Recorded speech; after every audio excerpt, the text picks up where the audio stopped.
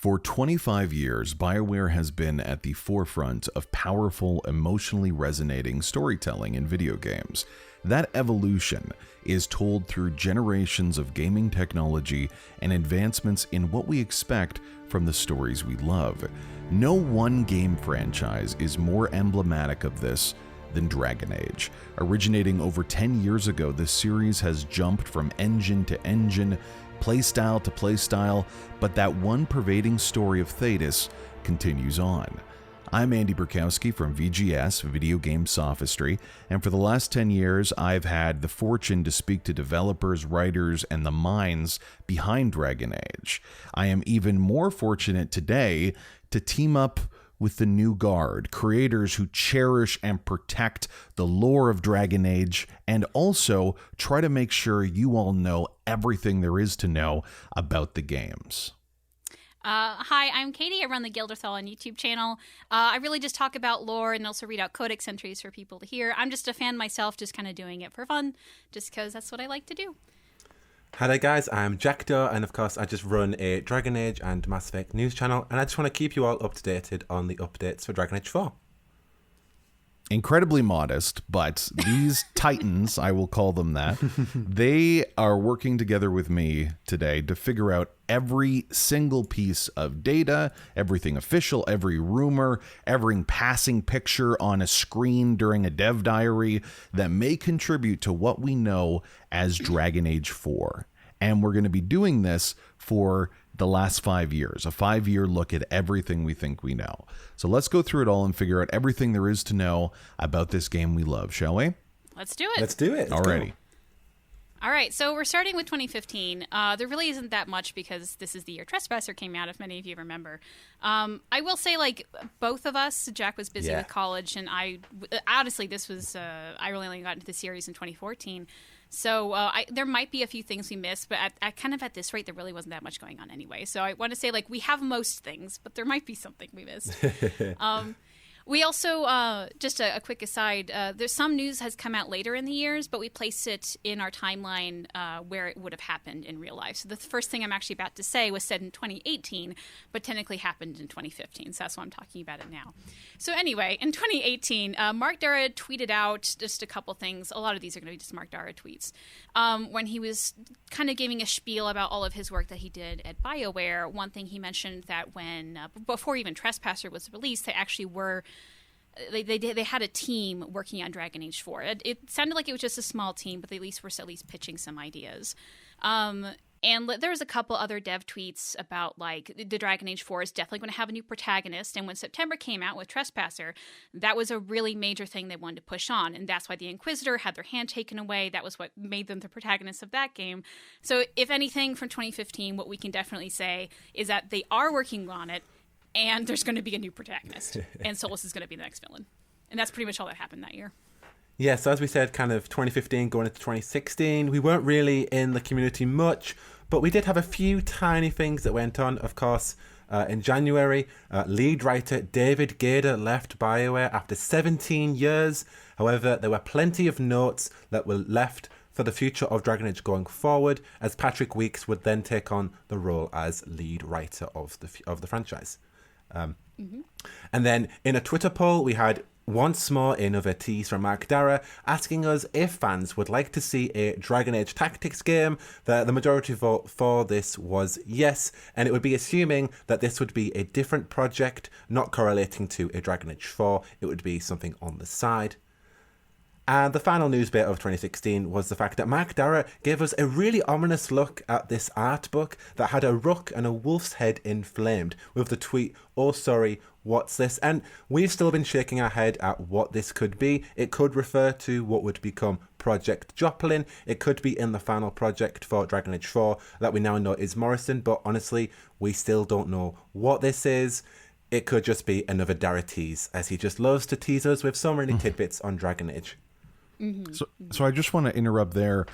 So those first 2 years, you said there's not a lot of news, but it is interesting that the series took the step with Trespasser to really set the stage. I can't think of a lot of games that do that nowadays for what the next game iteration will be, for what Dragon Age 4 will be. It seems very unlikely that it's not going to be in Tevinter, that Solas is not going to be the villain, and there's not going to be a new protagonist. Yeah. Is there anything, do either of you think, from those initial few years where they really set the stage, that maybe is no longer in the mix as much? Or are those pretty much cemented? I at least think those three things are definitely in the mix. Yeah. Jack just mentioned the tweet about Mark Dara asking if we wanted a tactics game or Yeah. not. I as much as I would love that, because that's totally my shit, I just don't. I think that's gone almost, because I think they really are just focusing on Dragon Age 4 at the moment. Maybe they'll pull it out of nowhere. But I think everything they set up in Trespasser, they're really going to try to keep on, because if nothing else, it would just be a whole bunch of fans missing, but why did you change it? You know, like I think they're kind of stuck with that now. There have been a lot of, Jack, I don't know if you've heard this or not, but people wanting like a dual protagonist role, because especially people who romance Solas, they feel like their Inquisitor story's not done. Or people who romance Dorian's like, well, you know, I want to marry Dorian. Right? I want to Skype call Dorian. Me. No, I actually created my own video on the dual protagonist idea and how it could actually work in a way that wouldn't be too intrusive, where you would play 25% as the Inquisitor and then you would play 75% as the new protagonist. But that was because of Mass Effect Andromeda and what that did with its own. It did do a dual protagonist in some aspect where you could play as your twin for a mission towards the end. And I was thinking of BioWare do like to innovate on the Frostbite engine. They want to up their gameplay. They want to change things. And I think that would be a natural progression for Dragon Age 4 with updating the Frostbite engine. Well, that duality that you mentioned, that you could play as your twin in a particular mission, in terms of actual gameplay mechanics, they really push the idea in Andromeda, like we said, that you can play any sort of original playstyle from the previous iterations of the game that were locked off. So even if they're now, like you said, they want to iterate, they want things to be as best as they can to evolve, maybe the folks working on Dragon Age will take that same gameplay philosophy in Andromeda and apply it to story. Because I would love, I know it's a bit of a pull, but having a really well done and comprehensive story that will allow me to switch protagonists on the fly, almost like, if I may, Grand Theft Auto 5. Yes, This world is already so built up. I would love to have that opportunity. You could probably, depending on how you do it, that might also solve a lot of problems, like who do I romance? Well, you got 3 characters to romance people with. So, surely you have 3 characters you want to romance, right?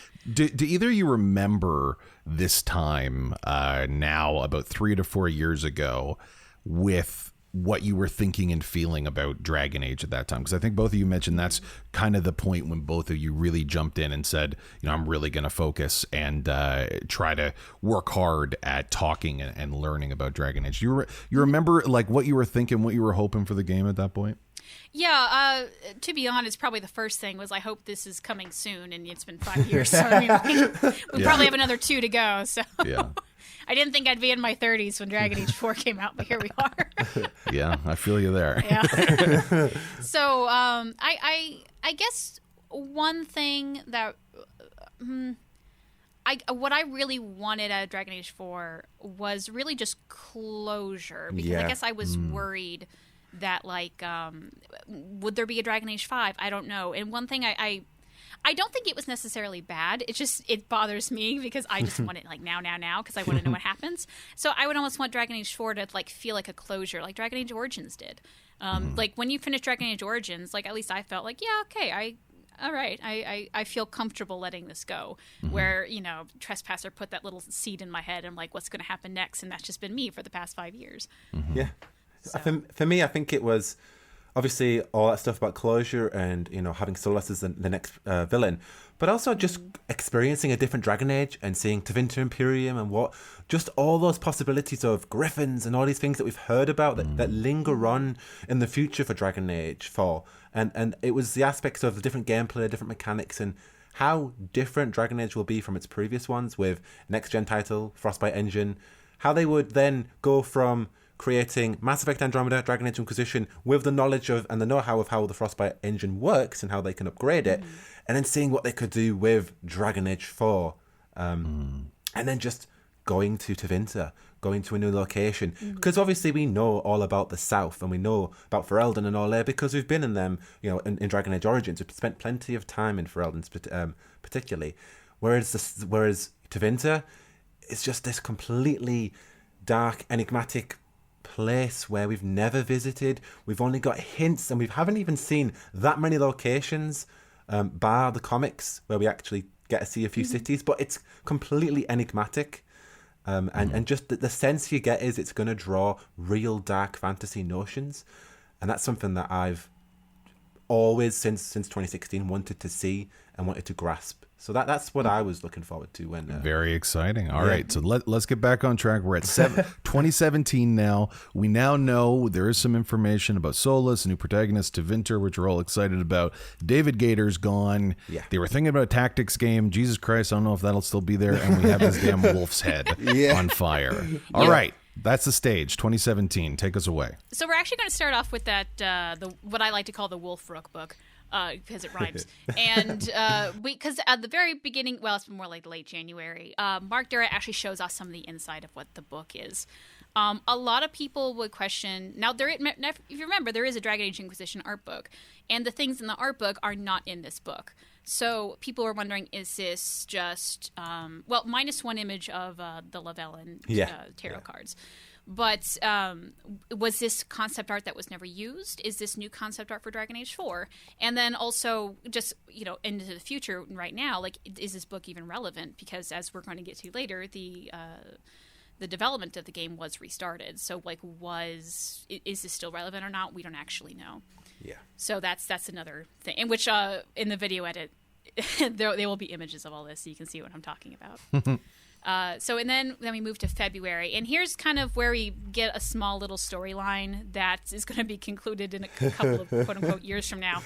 Alexis Kennedy is hired as a contract writer, and what he's actually working on, I forgot what year he actually tweeted it, so I don't know if I want to say it now or if this is going to come. Yeah, it was 2018. He tweeted it. Yeah. Okay. I'll let you explain what. Yeah, I can explain that. Because in 2017, he just announced that he was doing something. Yeah. So anyway, there are a couple things happen, especially just some vague tweets, whatever. But the major thing that happened was in October when Mike Laidlaw left BioWare after working there for 14 years. The reason why he left was never actually stated by Mike Laidlaw, and I think because of that. Yeah. Everything else we've heard is speculation. There have been speculations talking about he left because of what I'm about to talk about is when, roughly in October 2017, we don't have a hard date on it, is when Joplin, which was the code name for what was the first iteration of Dragon Age 4, was canned and then rebooted into what will now be known as Morrison, which is whatever game we're probably going to get unless they reboot it again. Out of I think it was the Kotaku articles is where all these quotes are from, right, Jack? Yeah, they're all from the Kotaku article, which was released in 2019, but it was just, this was at the time of it all going down, everything hitting the fan, and Joplin just being canned completely. Mm-hmm. So some of the quotes of what Joplin was going to be is, the initial concept of Joplin was played as a group of spies in Tevinter with large chunks of the narrative centered on heists. The goal was to focus as much as possible on choice and consequences. There was a huge emphasis on this hugely reactive game, smaller in scope than Inquisition, but larger in player choice, followers' reactivity, and depth. The developers who were the sources for this article say it was very ambitious, and many of the developers are actually really excited to work on the project. But all of this was canned because they wanted to rework live service elements into it. The new Morrison is supposed to add live service elements, is supposed to have some elements of Joplin, but we don't actually know what because it hasn't been said. And is supposedly being built on Anthem's code base, as this will save time. Now, code base, it's just like the basic code, not that this is going to be Anthem with dragons, even though some people at BioWare did say that it's just going to be Anthem with dragons. But at least, even in the Kotaku article itself, they criticize that, saying, well, some people who weren't really in the know is what they said that. And then there's other people who worked more closely on the project where they said, no, it's not Anthem with dragons, we're just using the code base. So there's even been some kind of differences of opinions in BioWare themselves, at least according to the Kotaku article. So, yeah. I actually see that as a good thing because it means that BioWare don't need to start from scratch. So obviously the main takeaway, Anthem's code base, it does scream live service, oh no, what's happening with Dragon Age 4. But for Dragon Age Inquisition, Mass Effect Andromeda and Anthem, BioWare started from scratch. They didn't have a preset of the Frostbite engine, and that's why Andromeda didn't have the same mechanics as Inquisition. Like a lot of the main stuff, I can't pick anyone's out right now, but it didn't have a lot of the same mechanics that you would have thought, wait, Inquisition had that mechanic, why doesn't Andromeda have that mechanic? Whereas now, Dragon Age 4 is going to be built on that preset of the Frostbite engine, so it's going to save them way more time. They're going to be able to have a lot of similar mechanics built from previous games, and they're going to be able to just get ahead on Morrison. So it's actually a good thing, because we know that BioWare's biggest issue has been the Frostbite engine, and it seems that they have resolved that by starting again on Anthem's codebase. So I do see that as a good thing. Which, in the article itself, Jason Schreier cited some ideas that the dev team had of what something on Anthem's code base would look at. Yeah. And as a quote, he heard some ideas for Morrison's multiplayer included companions that can be controlled by multiplayers via drop-in, drop-out co-op, similar to the old-school BioWare RPGs like Boulder Gates, and quests that could change based on not just one player's decisions, but on the choices of players across the globe, which is throwing it out there. That sounds like a nightmare to me. But not the drop-in, drop-out, but the fact that I can't control my own world is like the neuroticism's nightmare, and that's pretty much what happened or at least supposedly what happened in 2017. Granted, BioWare has never confirmed this. Again, they haven't actually denied it either, and I actually trust the Schreier articles a lot. Yeah, he's done a few of these big investigations. He did the same thing when Mass Effect, when they announced they're not going to be making any more of those, and they're not going to do any more iterative stuff on Andromeda. This is something I have been wanting to speak with both of you about for a while, because I think it is a hugely important piece of information. Yeah. Oh, yeah. When I think about the initial concepts of Joplin, of what they're referring to here, of playing as a group of spies with narratives centered on heists, it sounds like the game I've been hoping for since I was 12 years old. There are not a lot of games that really effectively let you be a spy, for one, and then two, allow you to extend that with a strong narrative and use mechanics that are completely new to do heists is everything I'm all about. I think it would work so well in this world. I think it is an inspired choice. From the information that you just said there, Caitie, do you believe that initial concept with now Morrison is not going to be included? Will it be a part of it at all? What is your take from the information that you're able to glean? I would say that I think it's likely they keep it. And I will say, because David Gator did eventually leave, and now Patrick Weeks is now the writer, he actually wrote a series of novels. I think the trilogy is called the Rogues Trilogy. Jack, do you remember what it's called? The Rogues Trilogy? Patrick Weeks is... the one about the monster underwater? No, that's Feeder. He wrote a trilogy of fantasy heist books. So this is, if anyone's going to do it, it might as well be the guy who's already written a bunch of novels about fantasy heist books. This is his thing, yeah. So I feel like, if anything, this is something that Weeks has at least has dabbled in a lot, and if anything, I think has a soft spot for. And I feel like they probably already have a lot of work on this heist thing, so they'd want to do it. I think the big hamp is going to be, though, can they get it to work with the Anthem code base? And the live service element, which sounds like drop-in, drop-out co-op, maybe some player decisions across the globe. We're not quite sure what... It might even be something we haven't even thought of. So... Yeah, I guess that's where I'm coming from. So the novels are The Palace Job, The Prophecy Con, and The Paladin Caper.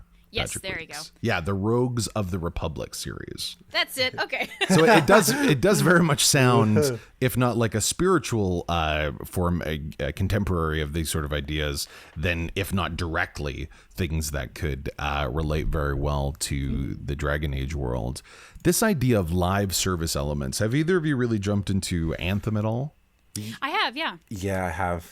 So what? Sorry, the differences of... Yes, I did as well, and I found myself really loving and appreciating so much of the world building that went into this auspicious new idea that was inside Anthem. Like, truly BioWare has, and I think probably always will, some of the best minds when it comes to creating these universes in video games. The idea of having a jump in, jump out co-op pilots with you, for me, anytime that I experienced the game, really hampered my experience of this story that I thought was great. I had to play the game in spite of I wanted the story, and I played the game in spite of it. Is really where I find myself. So this idea of, and I think there's many people that experience that same sort of way of experiencing the game. Where do both of you see live service elements in a new Dragon Age? Because it likely will have to be. It's their business model at BioWare and through the publisher of EA. It's a part of almost all the games that they develop. Where do you see that working, and are you worried about it? Jack, I'll let you go. Yeah. It's a tough one because I like playing online games, and I'm a fan of that. I played Red Dead Online. I play Fallout 76, believe it or not. And I love playing games with my friends and hopping into that and getting on that adventure with as many people as possible. And I love that. But for Dragon Age particularly, I play it because it's single player, my choice, my characters. That being said, if I did have someone who would jump in and could play as one of my companions, that to me would be fine. I wouldn't mind that. I think that would be all right. I think it could be fun. It'd be bearable. In terms of live service, what we know is previously they put it in the multiplayer mode. They just all, you got your microtransactions in the chests, in the loot, in whatever you want to get in the multiplayer mode. If that was brought into the single player, would it be stuff like the cosmetic store where, you want to get a different dye, you want to dye plaid weave, you want to get a different armor, you have to then, you get a currency in the game and you have to buy that to then get it, or you have to grind the game? Is it going to be something like that? Or is it going to be something where you have, like an Assassin's Creed? This is my ideal. Anyone played Assassin's Creed Odyssey? Yeah, loved it. Yeah, I love that. Phenomenal. That's a live Incredible service game. game. In my opinion. You have your base game, you pay for the base game, but if you want the season pass, you get constant updates, you get live events, and then, every week there's a different loot, there's a different ship to destroy, there's something different every week to keep that live service element going, and then you can pay for those chunky DLCs. In my opinion, Dragon Age 4 were to just be a base game, and then it were to have added content that you would pay for afterwards, or that you could get cosmetics, or you could have a store. That would be absolutely fine in my opinion. We know it's going to happen, and I think that's the least impactful way where it's going to, completely be a multiplayer game or have a massive effect on the actual single player experience. I don't play that many games other than farming sims and Dragon Age, so I have a weird mix of likes in the moment. So I haven't really played Dragon Age, Assassin's Creed Odyssey, and so I don't really know that experience. But at least for me, I don't mind what they talked about, the drop in, drop out co-op. That's fine. What I think I would not like, though, is the cosmetic stuff in single player, because a huge part of I guess at least the PC Dragon Age community is modding. If you can't mod Anthem, you're gonna probably get blocked. You know what I mean? Yeah. So the Dragon Age Inquisition modding community is actually still going strong 5 years after the game. They just unlocked adding in new models into the Inquisition code base or whatever, and that's has been a huge update, and there's so many people working on it still. And 5 years, that's crazy. The only other game that I can think of that has modded that long is Skyrim. Yeah, Skyrim. Yeah, Fallout, like the Bethesda games. Yeah. But the Dragon Age modding community is actually going on really strong, and I feel like if you have any sort of live service to your single player, that's going to kind of break that and actually start banning a lot of people just because they're trying to do what they did last time. And let's be honest, past Dragon Age cosmetics hasn't always been the prettiest, There's a lot, while it's not necessarily my cup of tea, there's a lot of people that like adding these super intricate hairstyles and whatnot to their Dragon Age, and I think a lot of that would be turned off if they can't actually get that and would rather have to buy it, because a lot of them like making that. So I guess for me personally, kind of coming from the community aspect, I think it would be a real loss if you start adding in these single player cosmetics, because maybe they'll get their money, but I think you lose a real big part of the community. Yeah, you do. I think likely what will happen, if kind of looking at this from the outside, is the enmeshment of the idea of a single player multiplayer game. We've seen what EA and BioWare and other subsidiaries of EA want to do with these experiences where everything is live. It's always about interactivity. It's always about having these live service elements. And I think that is kind of the promised land for the people behind who's fitting the bill for Dragon Age. They want it to be not a single player, not a multiplayer, everything working together. And ostensibly that doesn't necessarily have to be a negative thing.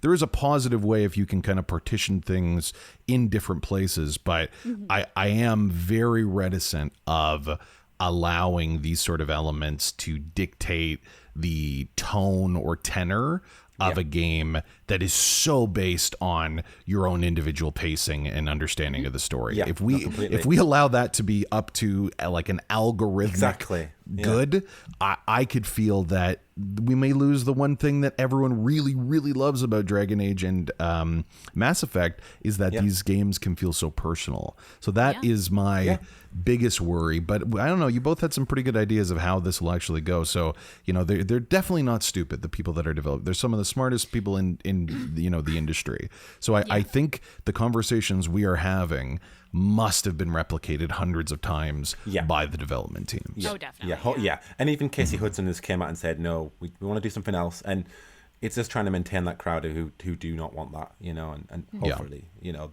they've had those conversations.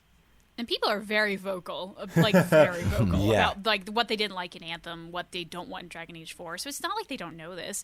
I think it really just comes down to like games need to make money. That's just the reality of the situation. Yeah. How can they make money and make you know their investors happy and how they make us happy? And it's going to be hard writing that line. So like I know there's a lot of people angry at BioWare for what they're doing. I'm not angry because like they're in in between a rock and a hard place. You know, I get it. So I'll accept like whatever they do. There's probably going to be some element I like. There's just going to be some elements I'm disappointed into. Yeah, that's just what it is. This is how it goes. Are we as a collective here? Are we betting that there will be live service elements kind of 100% guaranteed in Dragon Age 4? Yeah. Oh, I would find it bizarre there were no live service elements. They were in Inquisition, though. You know, the multiplayer mode was filled with microtransactions, so they've already started it. And it all goes back to Mass Effect 3 when they, put the loot boxes in there. So BioWare are already in that boat, unfortunately. So that Dragon Age 4 definitely will be in some capacity. It just depends how much that will be, you know? Well, unless Dragon Age gets bought out by another company. Like yes, EA's going to do.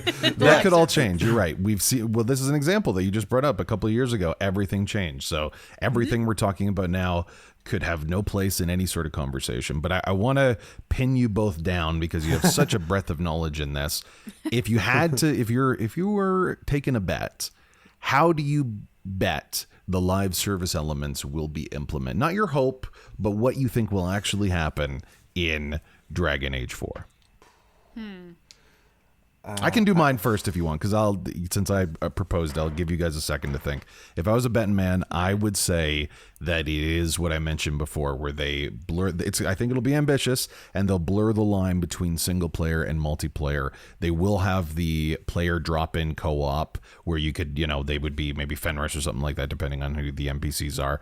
And I think they wouldn't have a collective decision being made by everyone, but I do think there would be, extra elements that if you get a full party, maybe you get access to something special. I think that'll be the line that'll blur. That's my bet.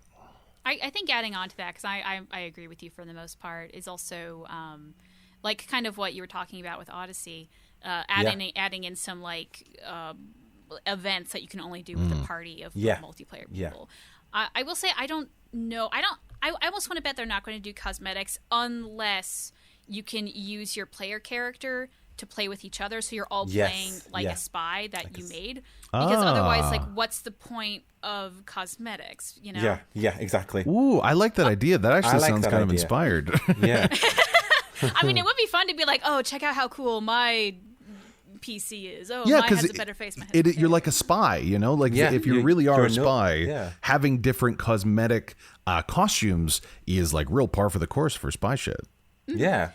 But if they're not going to have anything like that, then I don't know what what would be the point. You can't brag about your cosmetics. What's the point? Sorry, go on, Jack. Sorry. I see it as literally the same, where you have your single player modes, but then you have those multiplayer missions, like on your war table, like they did with Mass Effect Andromeda, where you had your Apex people, and then you would send them out. So instead of sending them out, like in your war table, you would then go into the multiplayer. And that's where you would then get your cosmetics, be your spy, and do that mission with your friends in the multiplayer. So you can be in your single player mode, but then you go to your war table or whatever they have, and that's how you can then activate into your multiplayer with your friends.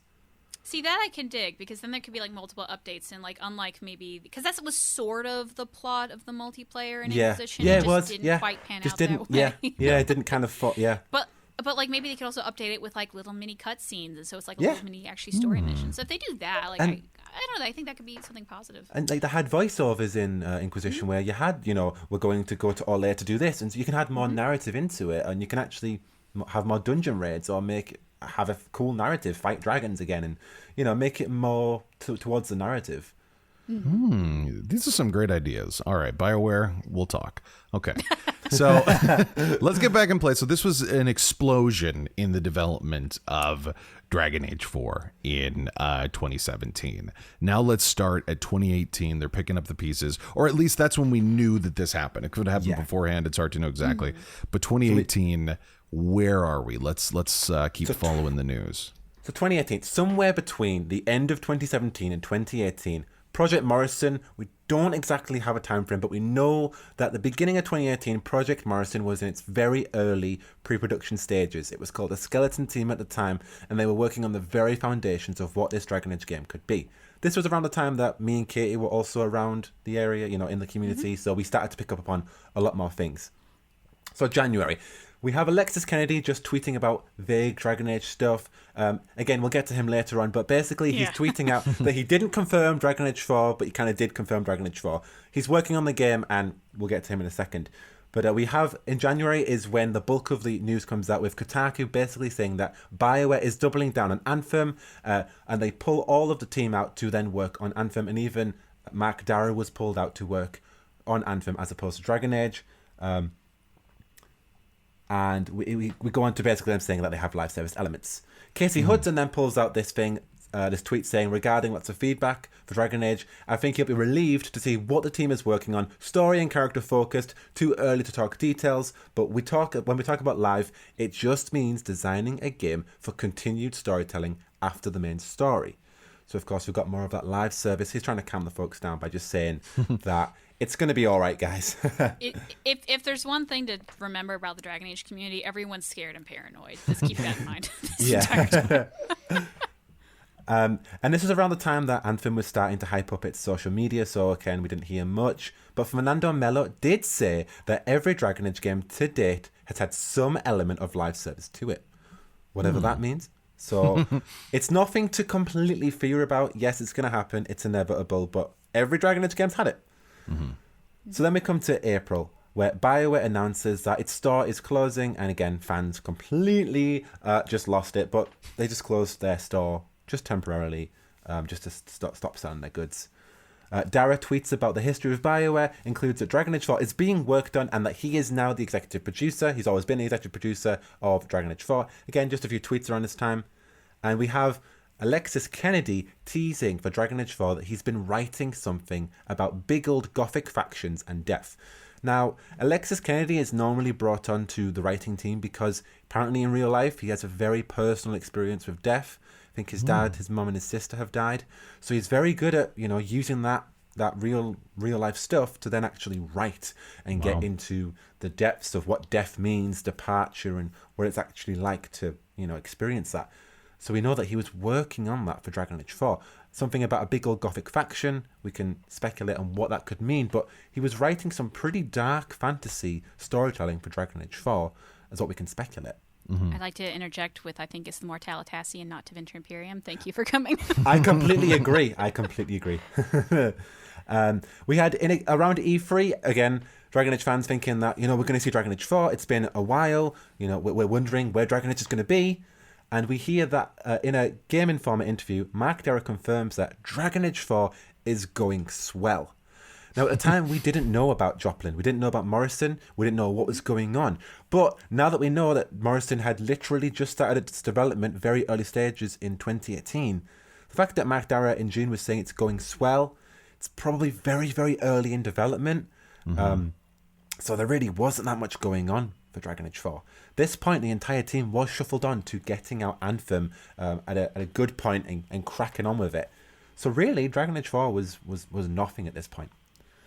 We have Hardened Hightown was released, and we got more references to the Executors. Executors? How do we say it? Caitie? Executors, like business executors.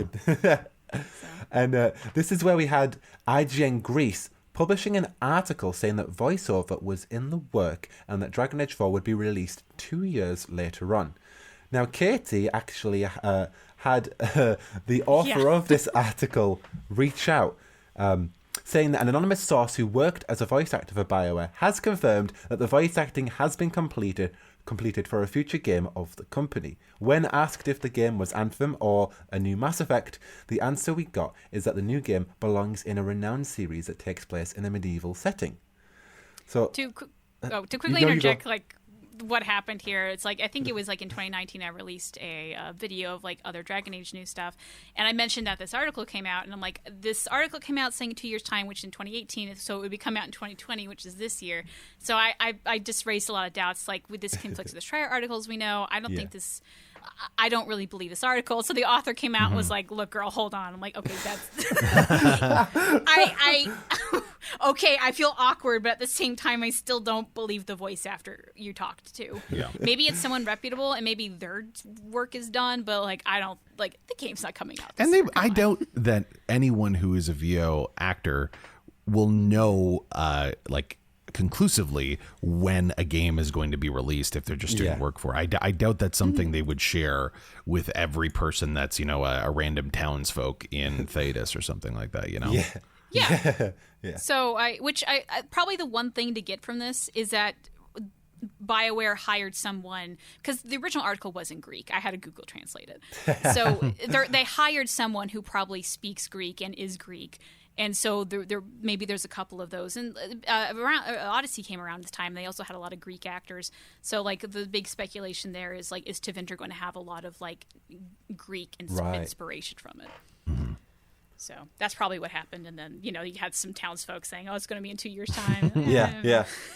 Which we know at the time we didn't really know. We could speculate on from Jason Schreier's articles, but we didn't know for sure.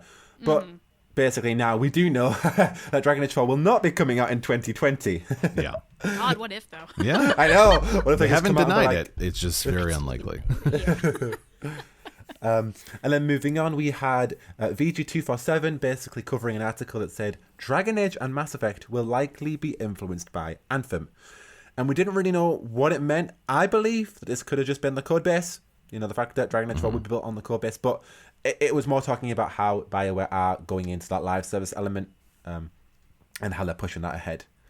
And then Dara tweets out that they are working on a Dragon Age game, which at the time was, honestly, just the biggest confirmation that we had that Dara was working on a Dragon Age game, that Dragon Age was not dead, and that there was another game coming out.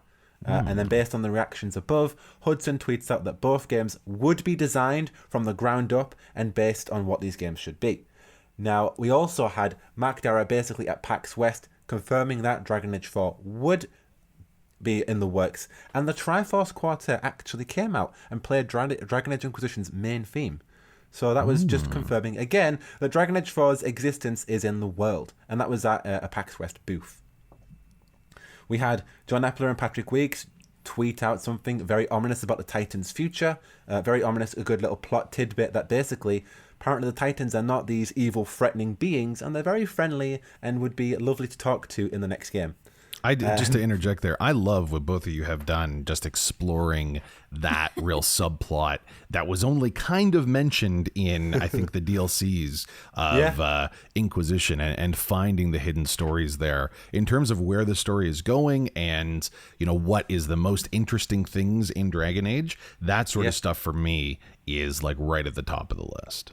Yeah, that is as well. Definitely going forward to be huge. And that's just from a DLC. Yeah, that's just a tiny little tidbit that was on the side, and it's actually going to completely change Dragon Age 4 going forward if we look at the lore. But there's going to be a future of them. So hopefully everyone can get on board and liking them.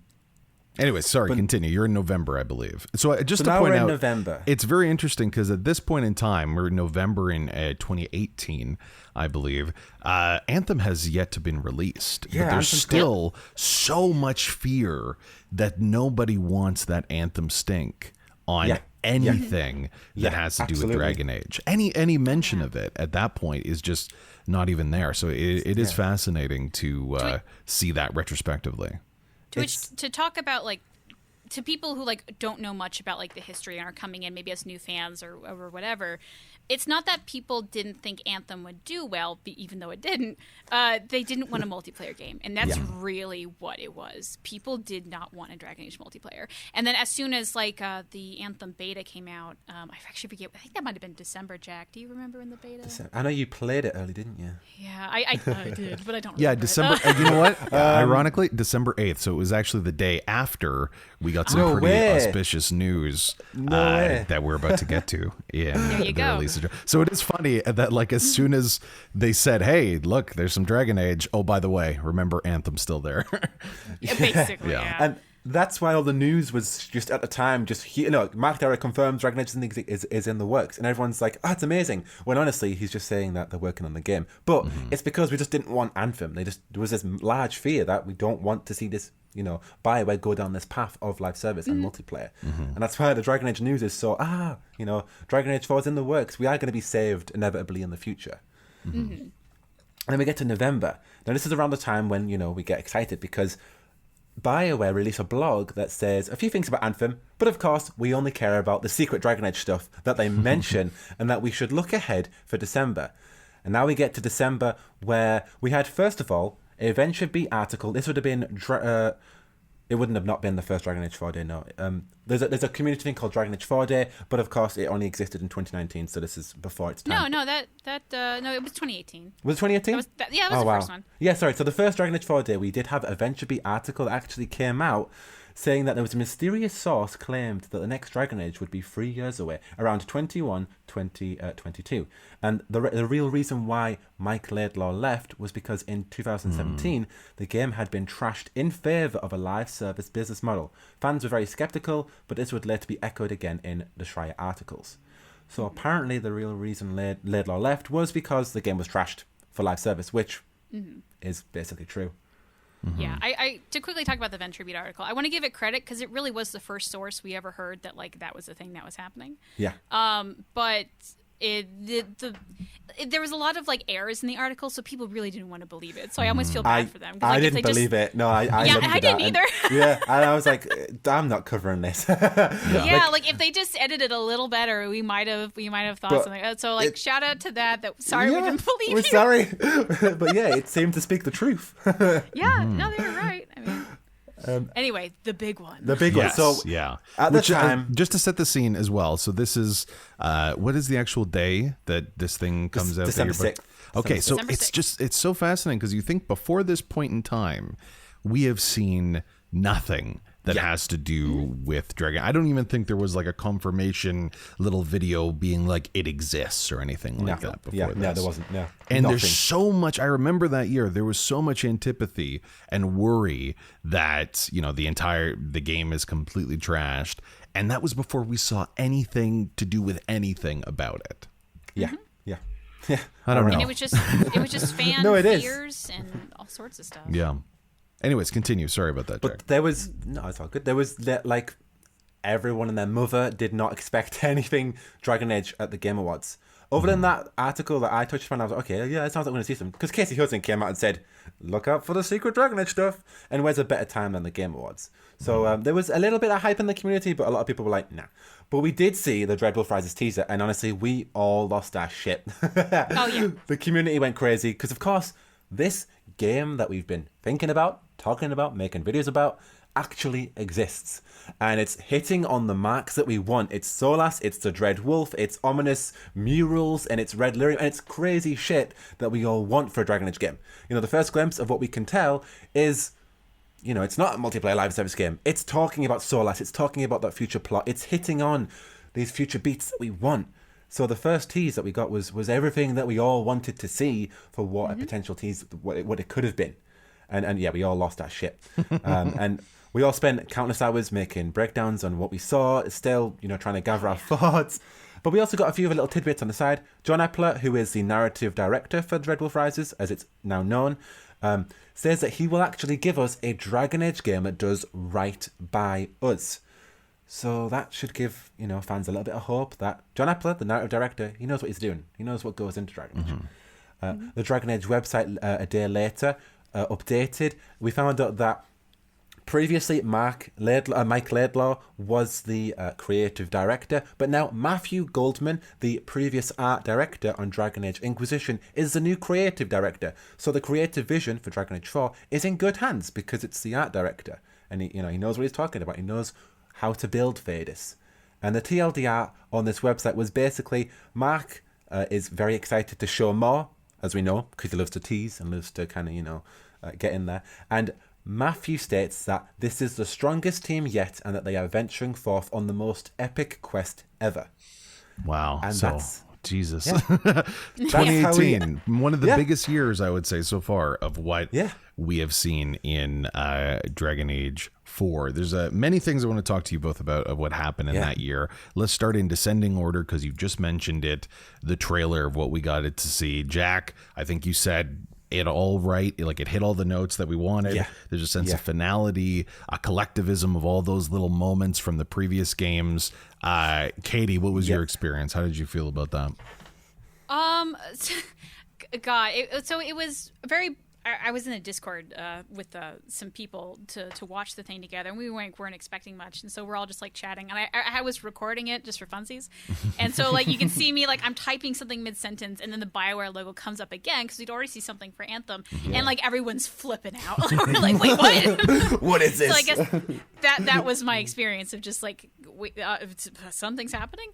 So yeah, for me, I will say like I think it hit everything we wanted because it was completely story-based. I wouldn't say it necessarily means that, like, it's definitely single-player, it's not multiplayer, stuff like that. But, like, when I did, like, a 1-hour breakdown, I'm not even joking, about the trailer. And when I, like, at least looking at it real closely, one thing that I kind of decided is that they didn't really give us anything new.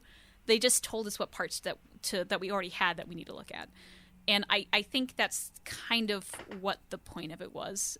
It actually doesn't tell us anything at all about Dragon Age 4. It just was a collection of things we've already seen that may actually be there, like the Red Lyrium Idol or something the Red Lyrium Idol represents.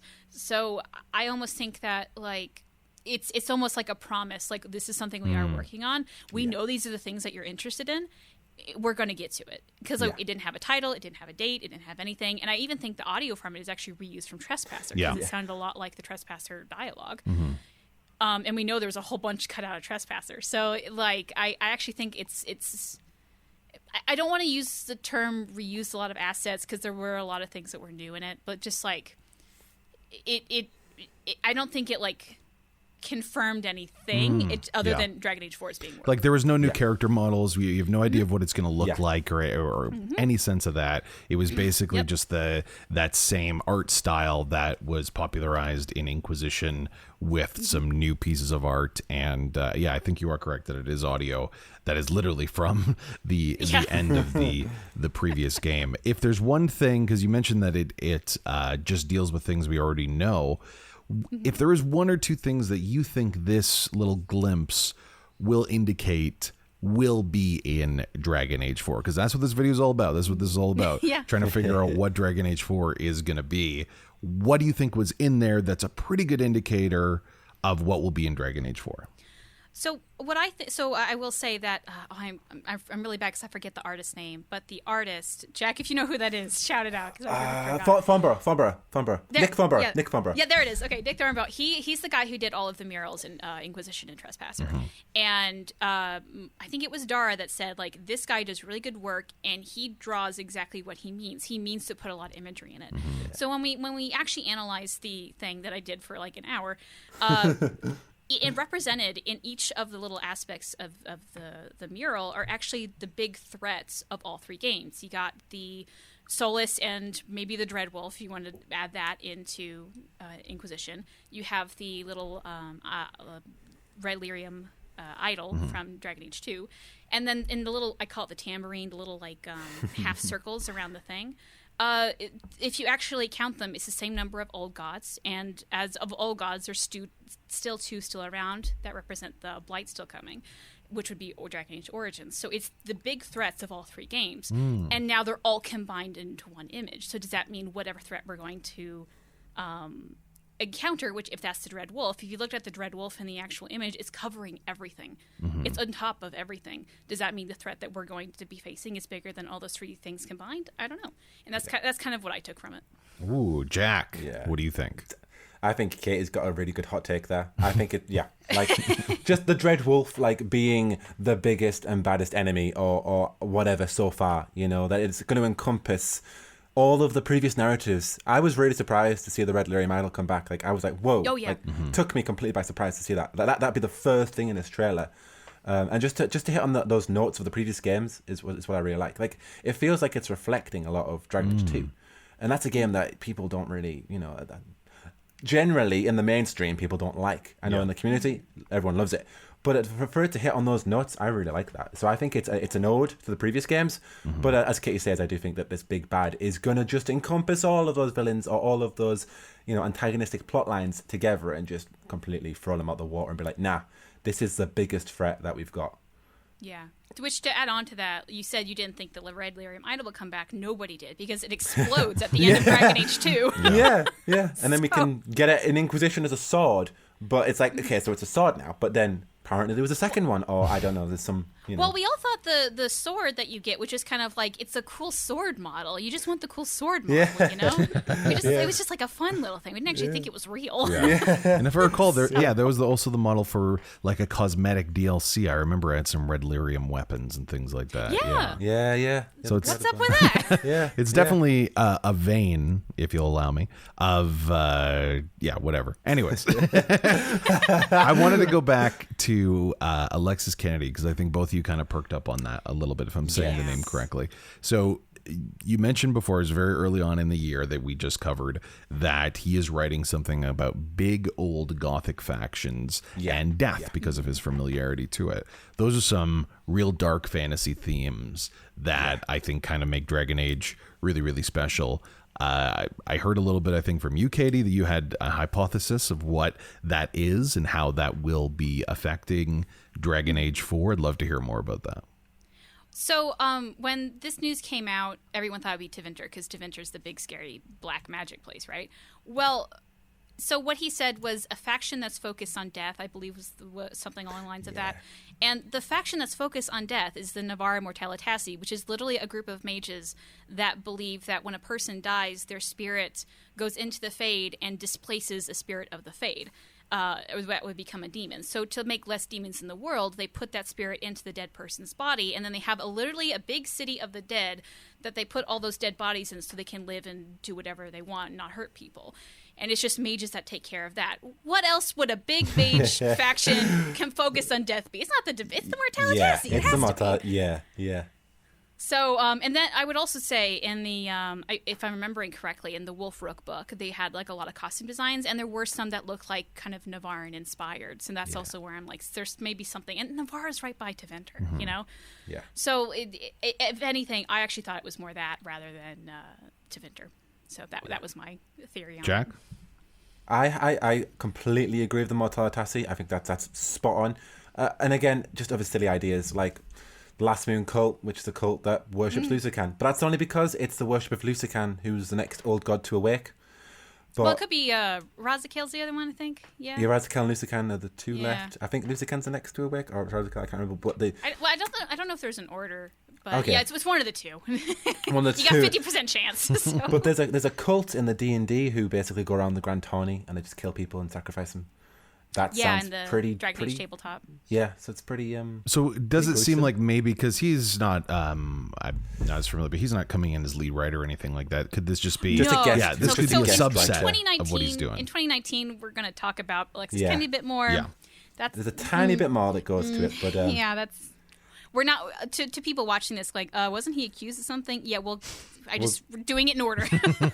yeah, doing it in order. But there is something that we do need to touch upon with Alexis, but I think that he was just hired to write about this faction, and that's really about it. So obviously he's not talking about characters. Could you He's imagine, just though, writing if it stuff. is the Mortalitasi, the city of death that you mentioned there, Yes. Caitie, and maybe if it is really exploring these themes of death, and maybe some of this is true, that we see and experience some of the old characters that have died based on our choices in the previous games, you know, like even we're talking about Dragon Age 2, that family member, the mom, people like that, like just to have those little moments, I think would be for me very, very impactful. Well, that would be cool. I don't know if they would do that because it's that culture is strictly Navarran, and the only Navarran character we have would be Cassandra, and Cassandra hasn't died yet. So the only one I could see actually being there would be a Cassandra. But it maybe Listen, if there's some it's sort all of magic. It doesn't matter. It's well, magic. like maybe they introduce new characters. Like, Yeah. what if it's your new PC's mother and family? What if they're there? Yeah. You know, like it could be a whole new characters we don't know yet, but we will have some sort of connection to. So. Yeah. Stuff like that. All right, I think we have squeezed 2018 dry. Now, 2019, things are picking up. We just left it where we saw the trailer. We got some news about different people that are working on it. They're confirming that it's happening. There's some kerfuffle about Anthem and the live elements of it. Now, take us to 2019. All right, so the very first thing in January, so I will say, like, kind of during this time, this is when BioWare's all focused on Anthem, so there really wasn't that much. Yeah. But we did start seeing more things on LinkedIn because people know how to do that, of, like, trying to hire for more people specifically for Dragon Age, and the one was for a multiplayer team. So people are wondering, like, oh, is there going to be a multiplayer mode rather than that drop out type of thing, or is that what they mean and they just want to make it simple? So that was it for January. And in February, also not much because this is when Anthem came out. But one thing that did happen was my podcast co-host Jordan. He's really into the economics, so he actually pays attention to the EA investor calls. And one thing that he listened to was that EA was blaming Battlefield 5 for. He blamed the poor sales of Battlefield 5 on them pushing a single-player service rather than a battle royale that was really popular at the time. And what he was kind of worried about, and like hearing some of the things that they were actually saying, were just like EA really blames single player things for the downfall of the game, which you have to actually talk to people who played the game. It wasn't really so much the single player they hated. It was a couple other things. At least that's what I've heard. I have not played the game, but for people that I've heard that like have played the game, like their issue wasn't the single player. It was like, you know, some sort of, you know, other thing. So anyway, so that was kind of people wondering, like, okay, if single player doesn't do well, what are you doing there, EA? What's your business? So that's the whole thing. And then April comes out, and this is the big month because this is when the Schreier articles come out about like what's been happening behind the closed doors of Anthem and Dragon Age. So pretty much everything that we talked about in 2017 is in these articles, and this is the first time we know about it. And it's really a big thing, and I'm not gonna like go back on it because we already talked about it. Sorry, I got out of breath. It's okay because I'm pregnant.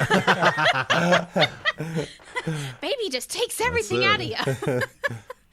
Anyway, but the one thing to add on to this is that BioWare did actually have a response. So as I think Schreier said, like he sent the article to them, like I'm going to be publishing this. Do you have any words? They didn't say anything, but. Minutes after the article came out, they did release their own blog about it, essentially condemning the article. I remember that, a lot of people, including people in BioWare, were very unhappy about it because it seemed very dismissive. Because one thing that the article did bring up was crunch time and how it was hurting the developers. Like people were talking about in BioWare, like they had to lock themselves in rooms just to cry because they were just so stressed. Like it was just a really bad situation over there, apparently.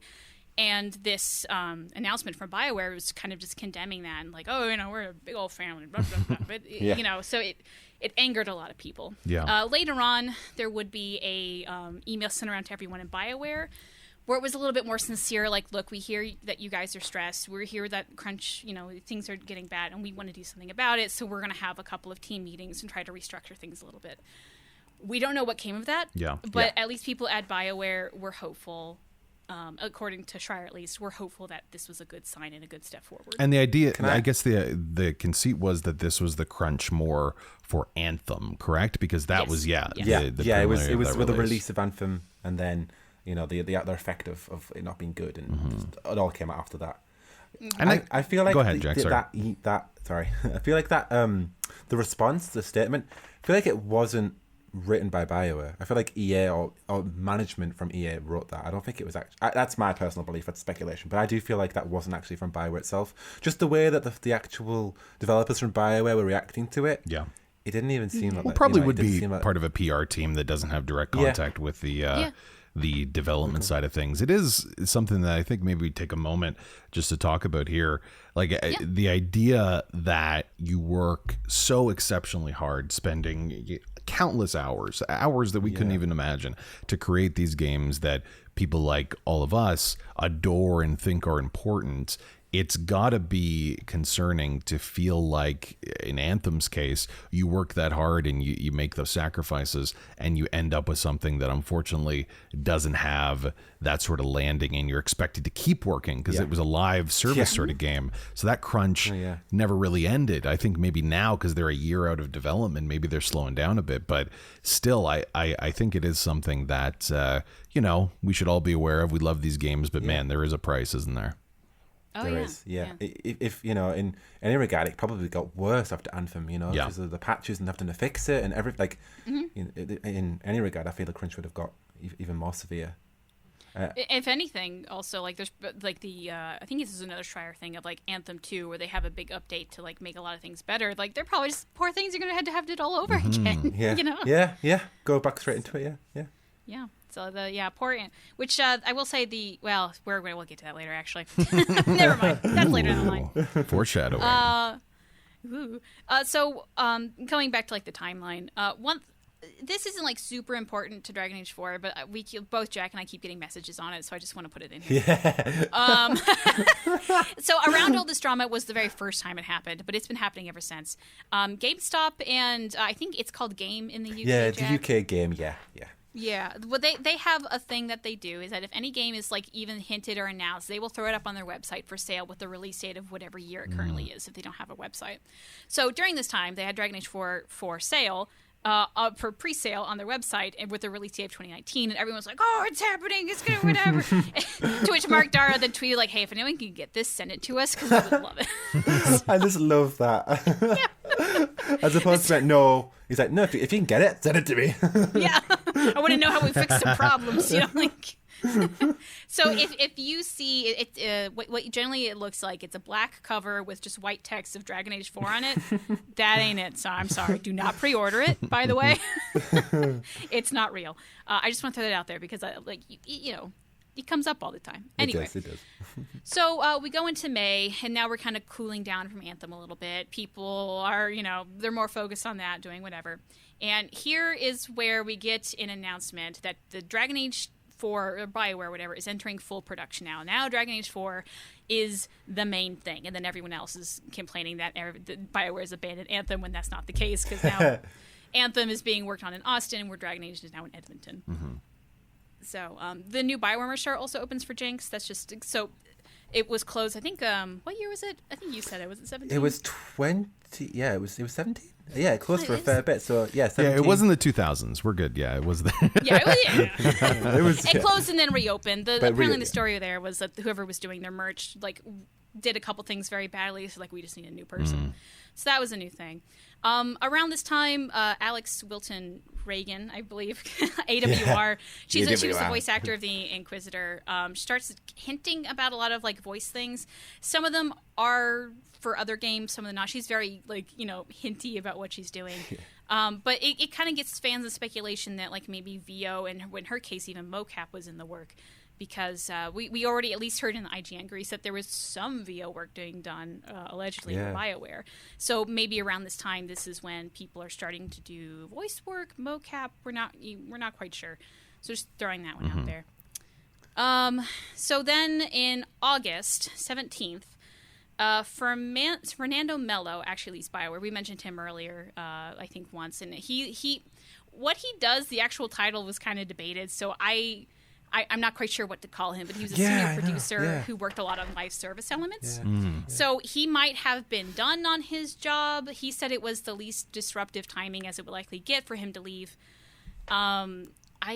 Is he doing something new now? I can't remember if he's doing it. He has just announced that he's doing something else now, and I can't remember what it was, but he is finally now back into doing something else. Yeah. So, you work for he was there for like 12 years, so you work for a place for 12 years. You want something fresh. I get it. But again, people are freaking out like, oh no, he's leaving. Really, anyone leaves at BioWare, people freak out. So yeah, I took that as good news because he's he's done. He says that he's gone at least disruptive timing, and his actual role was to prove out the core concept of the game. So what he's saying is, guys, I've proved out the core concept of Dragon Age 4, and I've left. So I took that as it's a good thing. Which in September, the Casey Hudson kind of like announces on the BioWare blog that. I think the exact words is, I can confirm indeed that Dread Wolf rises and that it's in pre-production. So at the very least, we're in pre-production. At least of September 2019. This is also when BioWare actually moves to a new office. So we're tweeting a lot about things like that. And there was they invited a whole bunch of news reporters from Edmonton to come and talk about fun stuff or whatever. And they had pictures around the office. And one of the pictures, there was a TV screen. I assume it was something animated, but we were only seeing a still image of it looked like Solus. And there's another one that looked like a dragon. And it wasn't anything we'd seen before. At the same time, it looked like it could have been an Inquisition. So people are wondering, is this new or is this just unused footage that we didn't have that they just brought out? Because why not? It is, just to interject there, in Toronto where I'm located, there's Ubisoft Toronto, which is the big Ubisoft hub here. And they often will have events where they invite people over. And when you do walk through those studios and just those cubicles and see, what's on that screen? What's that little piece of art that people are working on? It's very, very tempting to look at everything and say, okay, I've discovered the secret. There's going to be a dragon in Dragon. That may be that, yeah. But it's amazing how, if you're a fan, that it feels like you're kind of in the inner sanctum, so to speak. Yeah. You're inside. Yeah. September also marks the day where we start getting a couple of people who work as animators at BioWare mentioning things about animating. I think this would happen on later on in either this or 2019 or 2020. I can't remember, but there was someone asking what do you want a dog to do? Yeah. So people were like, ooh, is there a dog companion? Ooh. Stuff like that. So, and then I guess the big thing that happened in September was September 20 is when Alexis Kennedy is accused of sexual harassment. And this, was a huge deal. Honestly, I really don't know much about the case. I don't want to say really anything about it because I really don't know. And I don't want to, that's over there. I don't really want to deal with it. But anyway, people were wondering, BioWare, you were saying you were working with Alexis Kennedy. What's the deal on that? And so Dara confirms that BioWare had worked with Kennedy on a previous incarnation of Dragon Age 4, but they no longer have a working relationship. So people wondering is... Because he was talking about, being on the game after the Joplin thing, the reboot. Yeah. So people are wondering, is it still in there? Is it not? What's going on? So we don't really know how much of his stuff is in there, but at least according to this, I would say almost none of it. According to this, absolutely none of it. And what we know is that he was working on Joplin, we can say, from February to October. So all of his work would have just gone to Joplin. It may have transferred over, but the fact that they don't have a working relationship is pretty evident enough that... So all that Mortalitasi stuff we talked about, out the window. Maybe it's out the window, or maybe they just had someone else rewrite it. Yeah, it also could be just initial plot point ideas, what's it called, story mapping conceits of world building, and then I know a lot of development that has to do with that. It's not exactly one person comes in and nowadays at least does it all. There's a lot of here is the implementation, now someone else will run with it. Yeah, definitely. So yeah, he could have just been gave the big outline and someone else wrote the words. So. Sorry, I have so much hiccups now. But yeah, anyways, that was something that I've been trying to allude to. We keep talking about Alexis Kennedy because this is a thing that happened, and I think it is good to address it. But I really would be surprised if his credits are in Dragon Age 4. Me too. So that's just something. Another little thing that happened, there was an Edmonton Expo, and they had a bunch of little cutouts of people, and they had a Solus cutout that, the model looked different. There's been a couple other times where, things will happen and the model looks different than what we had in Inquisition, so people are like, what's going on? But it's weird in that it doesn't necessarily look like a new model. It just looks like looks different. He looks shocked. Yeah, no, the Solus one looked like he was about to cry. It was very strange. Yeah. It's very weird compared to the other ones. You got like a happy Morden, and then it's just Solus like, oh, very sorrowful. The villain. Yeah, it was kind of weird. So then we jump to October, and we have in October 29th, EA released the quarterly financial statements to investors, and a question about Dragon Age was actually asked. And to those who weren't there and those who listened to EA's head report, Dragon Age 4 won't be released until April 2020, is what they said. Or I think it was like the financial quarter 20, whatever the term is, but people are saying around that time. So, and then according to the earnings call, there are plans for not only Dragon Age 4, but other Dragon Age products too. So this is the big news, I think, that we need to discuss in a little bit. Because, you know what? We're going to discuss it right now. Because those two pieces of information, usually when they have these financial calls, they are not necessarily even meant for the press, but the press often will sit in. It's literally just for the investors to see where the company is going.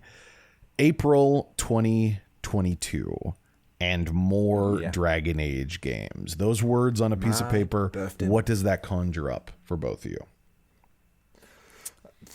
The tactics game that we thought was dead. Yeah, that's now what you're come out. See, I was thinking of getting more money. Like, ooh, we want that Dragon Age stuff. Ooh, I hear EA's going to do more. Let's give them, more products. So I was thinking of from the investor standpoint. I think me and Caitie both talked about they already have a Dragon Age app, so why create another one? Yeah, it could be the Dragon Age Keep. They could try and find some way a live service to keep. I don't know why they would want to do that, but they could do something like that. They could do a Dragon Age web app. They've done them in the past. They could do another one. They could do a spin-off game. Sorry, they could do the tactics game.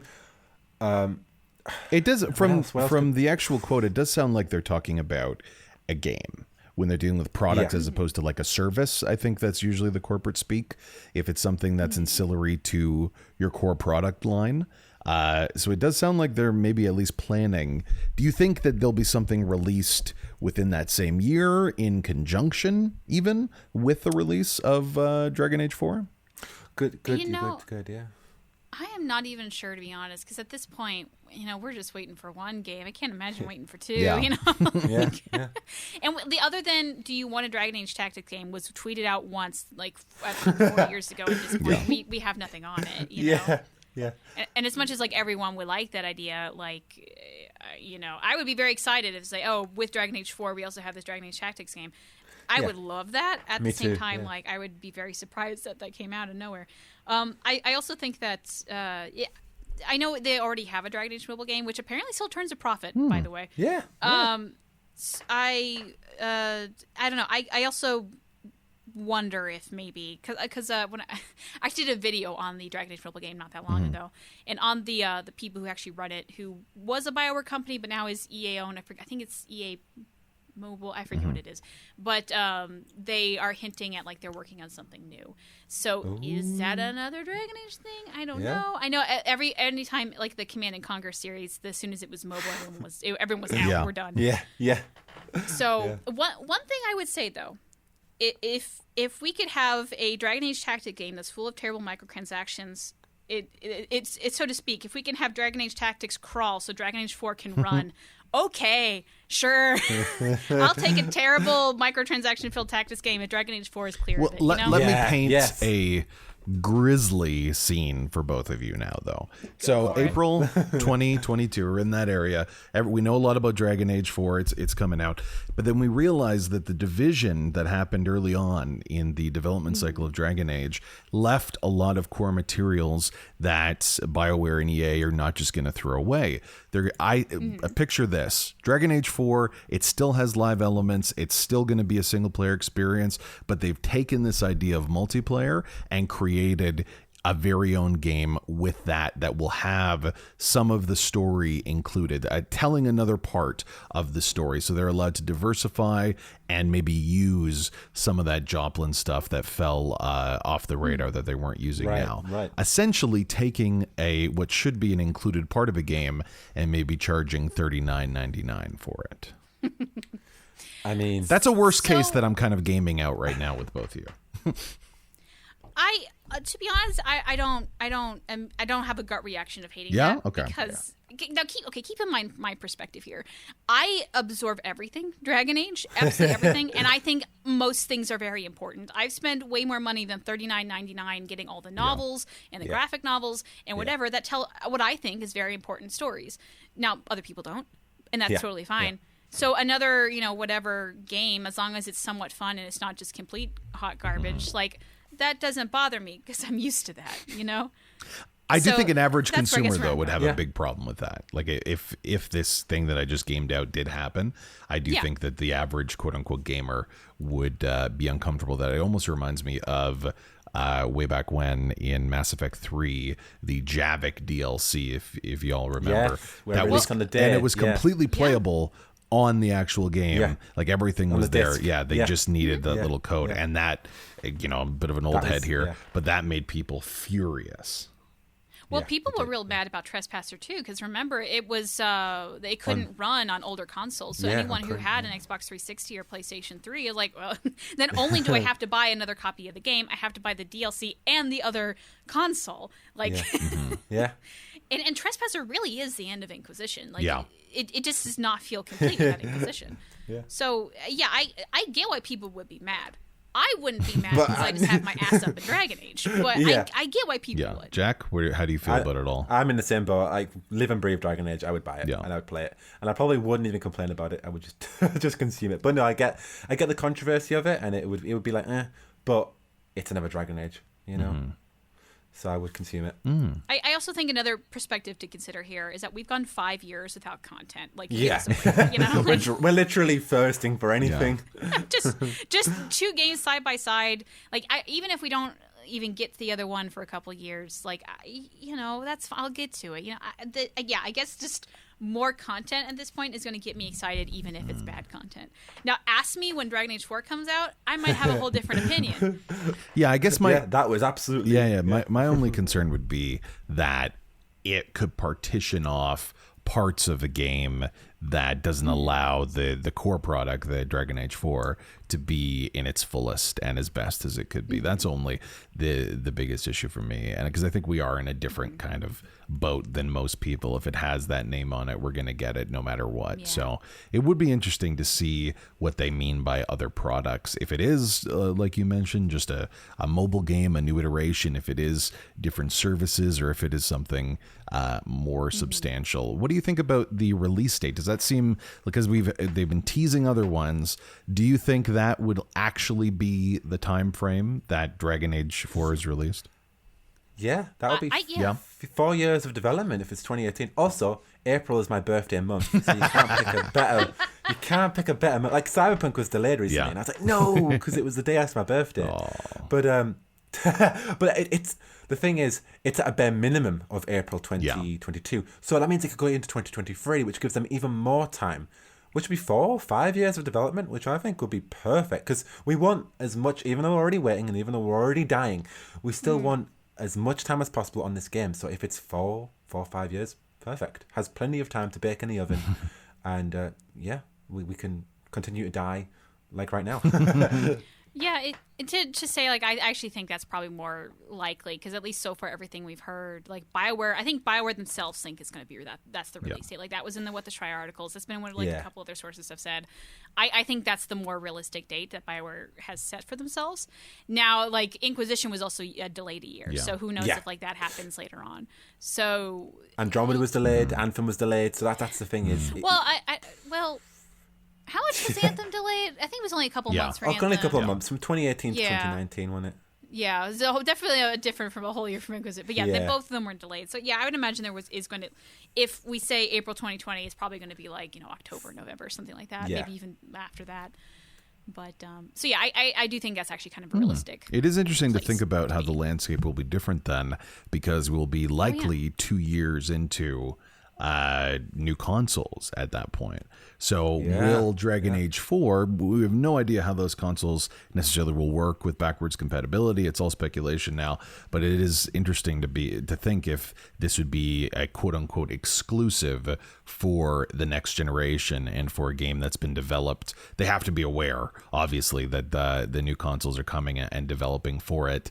I wonder what that will mean for the final product that we get.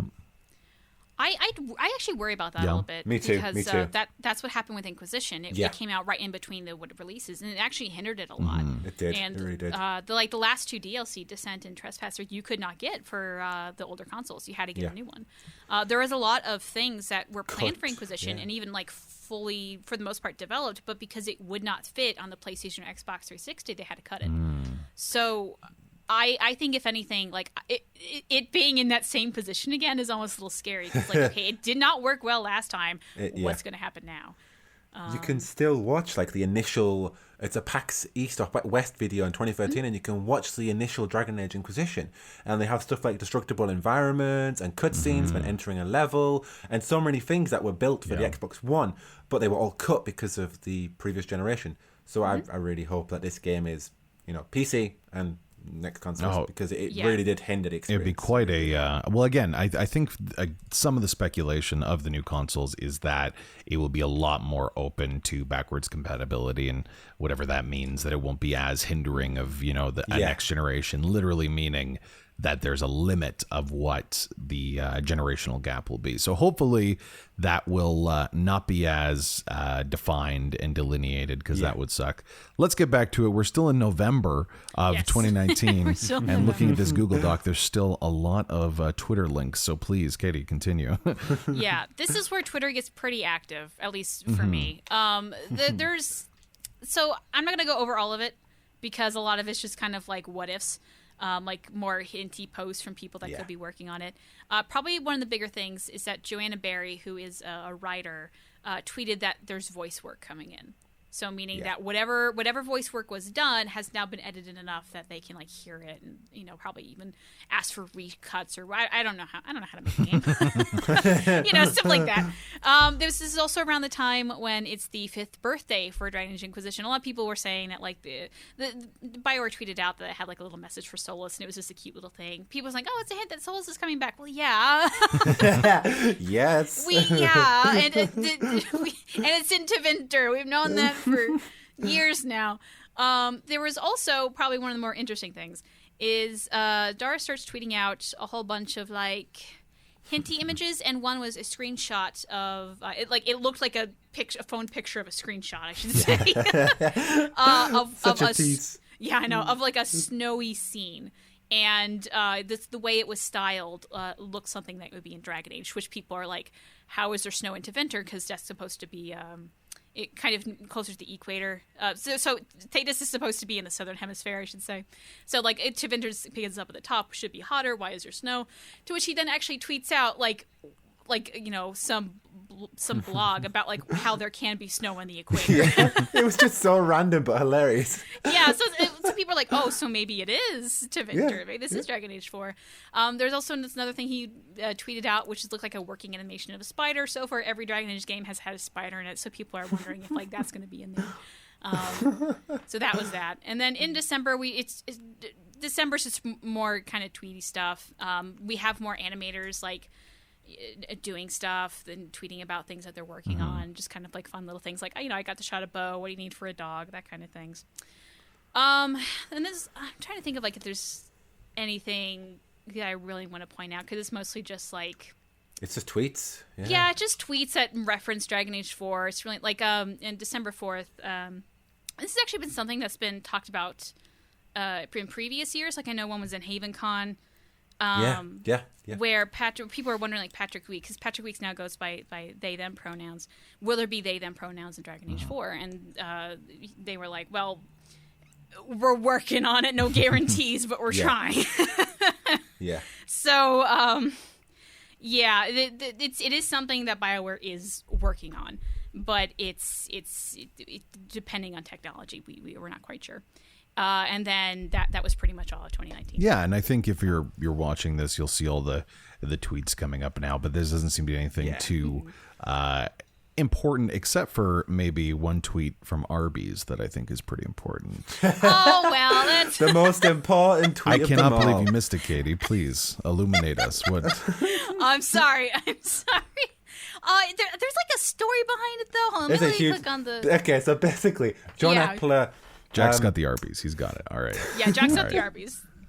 So basically, Tell me about Arby's, Jack. John Epler, originally they were talking about going to Wendy's and having a Wendy's, but actually no, John Epler loves Arby's.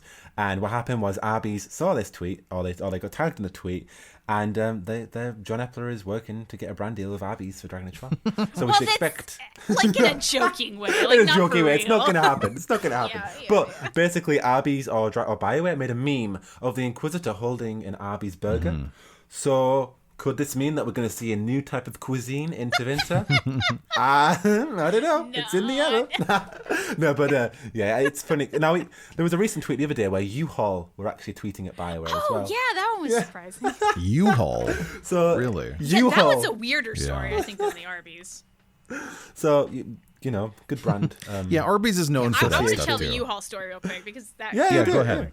Yeah, so...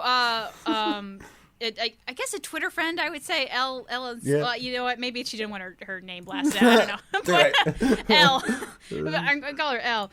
She and her girlfriend were just, like, tweeting some, like, funny stuff about, like, Liliana is confirmed, like, U-Haul buy. Like, I don't know if both of you know this, but there's, like, a joke of, like, I've always heard it particularly with lesbians, where like they're very quick to like move in with one another, so like they're always sponsored by U-Haul or whatever.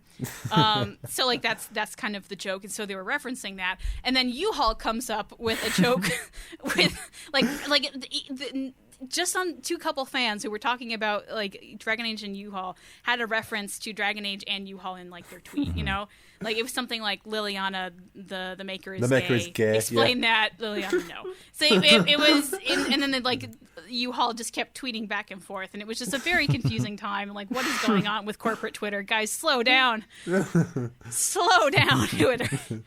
So Twitter's a weird place, and when I was a kid, I never thought something like U-Haul would be tweeting about Dragon Age.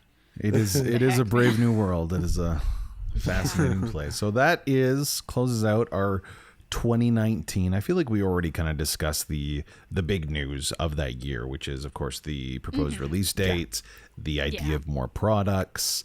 Nothing else that I can really... Basically, just the confirmation that they are working and that work will continue. And like voice work and animations on the work. Just, you know, small tidbits around that stuff. We are only about a month into, at the time of this recording, of January of 2020. But there has been, Jack, if I'm not mistaken, a little bit of news so far of this year. Yeah, we had the first issue of Blue Wraith come out, which is always exciting because obviously it's Dragon Age media. It hints at future things, but again, the full issues are still going out. We've got another 2 to go.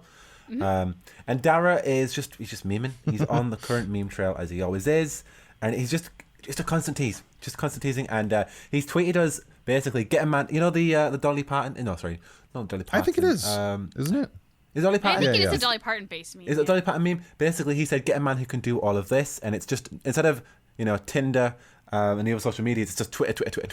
And it's actually Mark Dara tweeting out that the Rookwolf again. So does that confirm that perhaps this is still on the go, or is Dara just tweeting? Like again, it's Dara. He just So he tweeted out the Rook, and he also tweeted out the redacted photo of Dragon Age 4, which has a tiny little corner of it that isn't unredacted.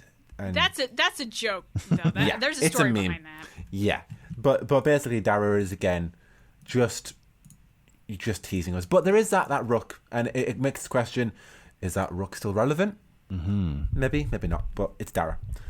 And then just the other day we got Alex Wilton Regan tweeting out this very, very, very ominous redacted tweet, basically saying, I can neither nor confirm that I'm currently working on redacted in the much anticipation of redacted opposite the A-list megastar redacted, which will be announced in redacted 2020. Thank you. So I will say, when I read that, I thought it was a movie because now she does movies. So I don't know if that's actually Dragon Age related. It's already been, and the thing is, it says being announced in 2020. In Dragon, it's already been announced. So I again, it's Alex Wilton Regan again, but it's probably Yeah, she's like hashtag Dragon Age, hashtag Inquisitor, hashtag Twinter, and we're like, oh. But she also hashtags all her other major roles. Like Assassin's Creed and then you guys are really in the trenches here, it seems, eh? Yeah. We're desperate. Nothing else. I will real quick. I just want to talk about Mark Dara because I feel like we've been talking about all the important stuff. Yeah. While there's a whole bunch of other stuff we didn't talk about when it's not important. There was one tweet he did. I think it was about a year ago, maybe less than that.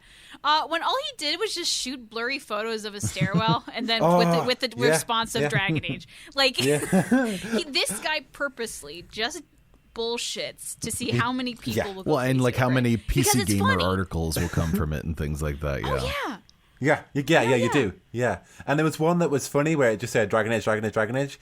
But then you've got ones that genuinely get triggered. And I think it's PC Gamer that are the ones that are like, well, this must be confirmed. It's like, no. Yeah, I feel like PC Gamer, they'll say that, Dragon Age confirmed for Solus and Dementor. And we're like, come on, guys. And even the developers on the game are like, we're obviously got Dementor. Oh, man. So we did just kind of gloss over it a little bit, but the Blue Wrath is the comic graphic novel, correct? Yes. Yeah, it's the one with Fenris as the main feature on the cover, but it's talking about these Tevinter characters that are going on this journey. So I know that Jack. Sorry about that. I know that Jack, you've been at least made one video about it so far.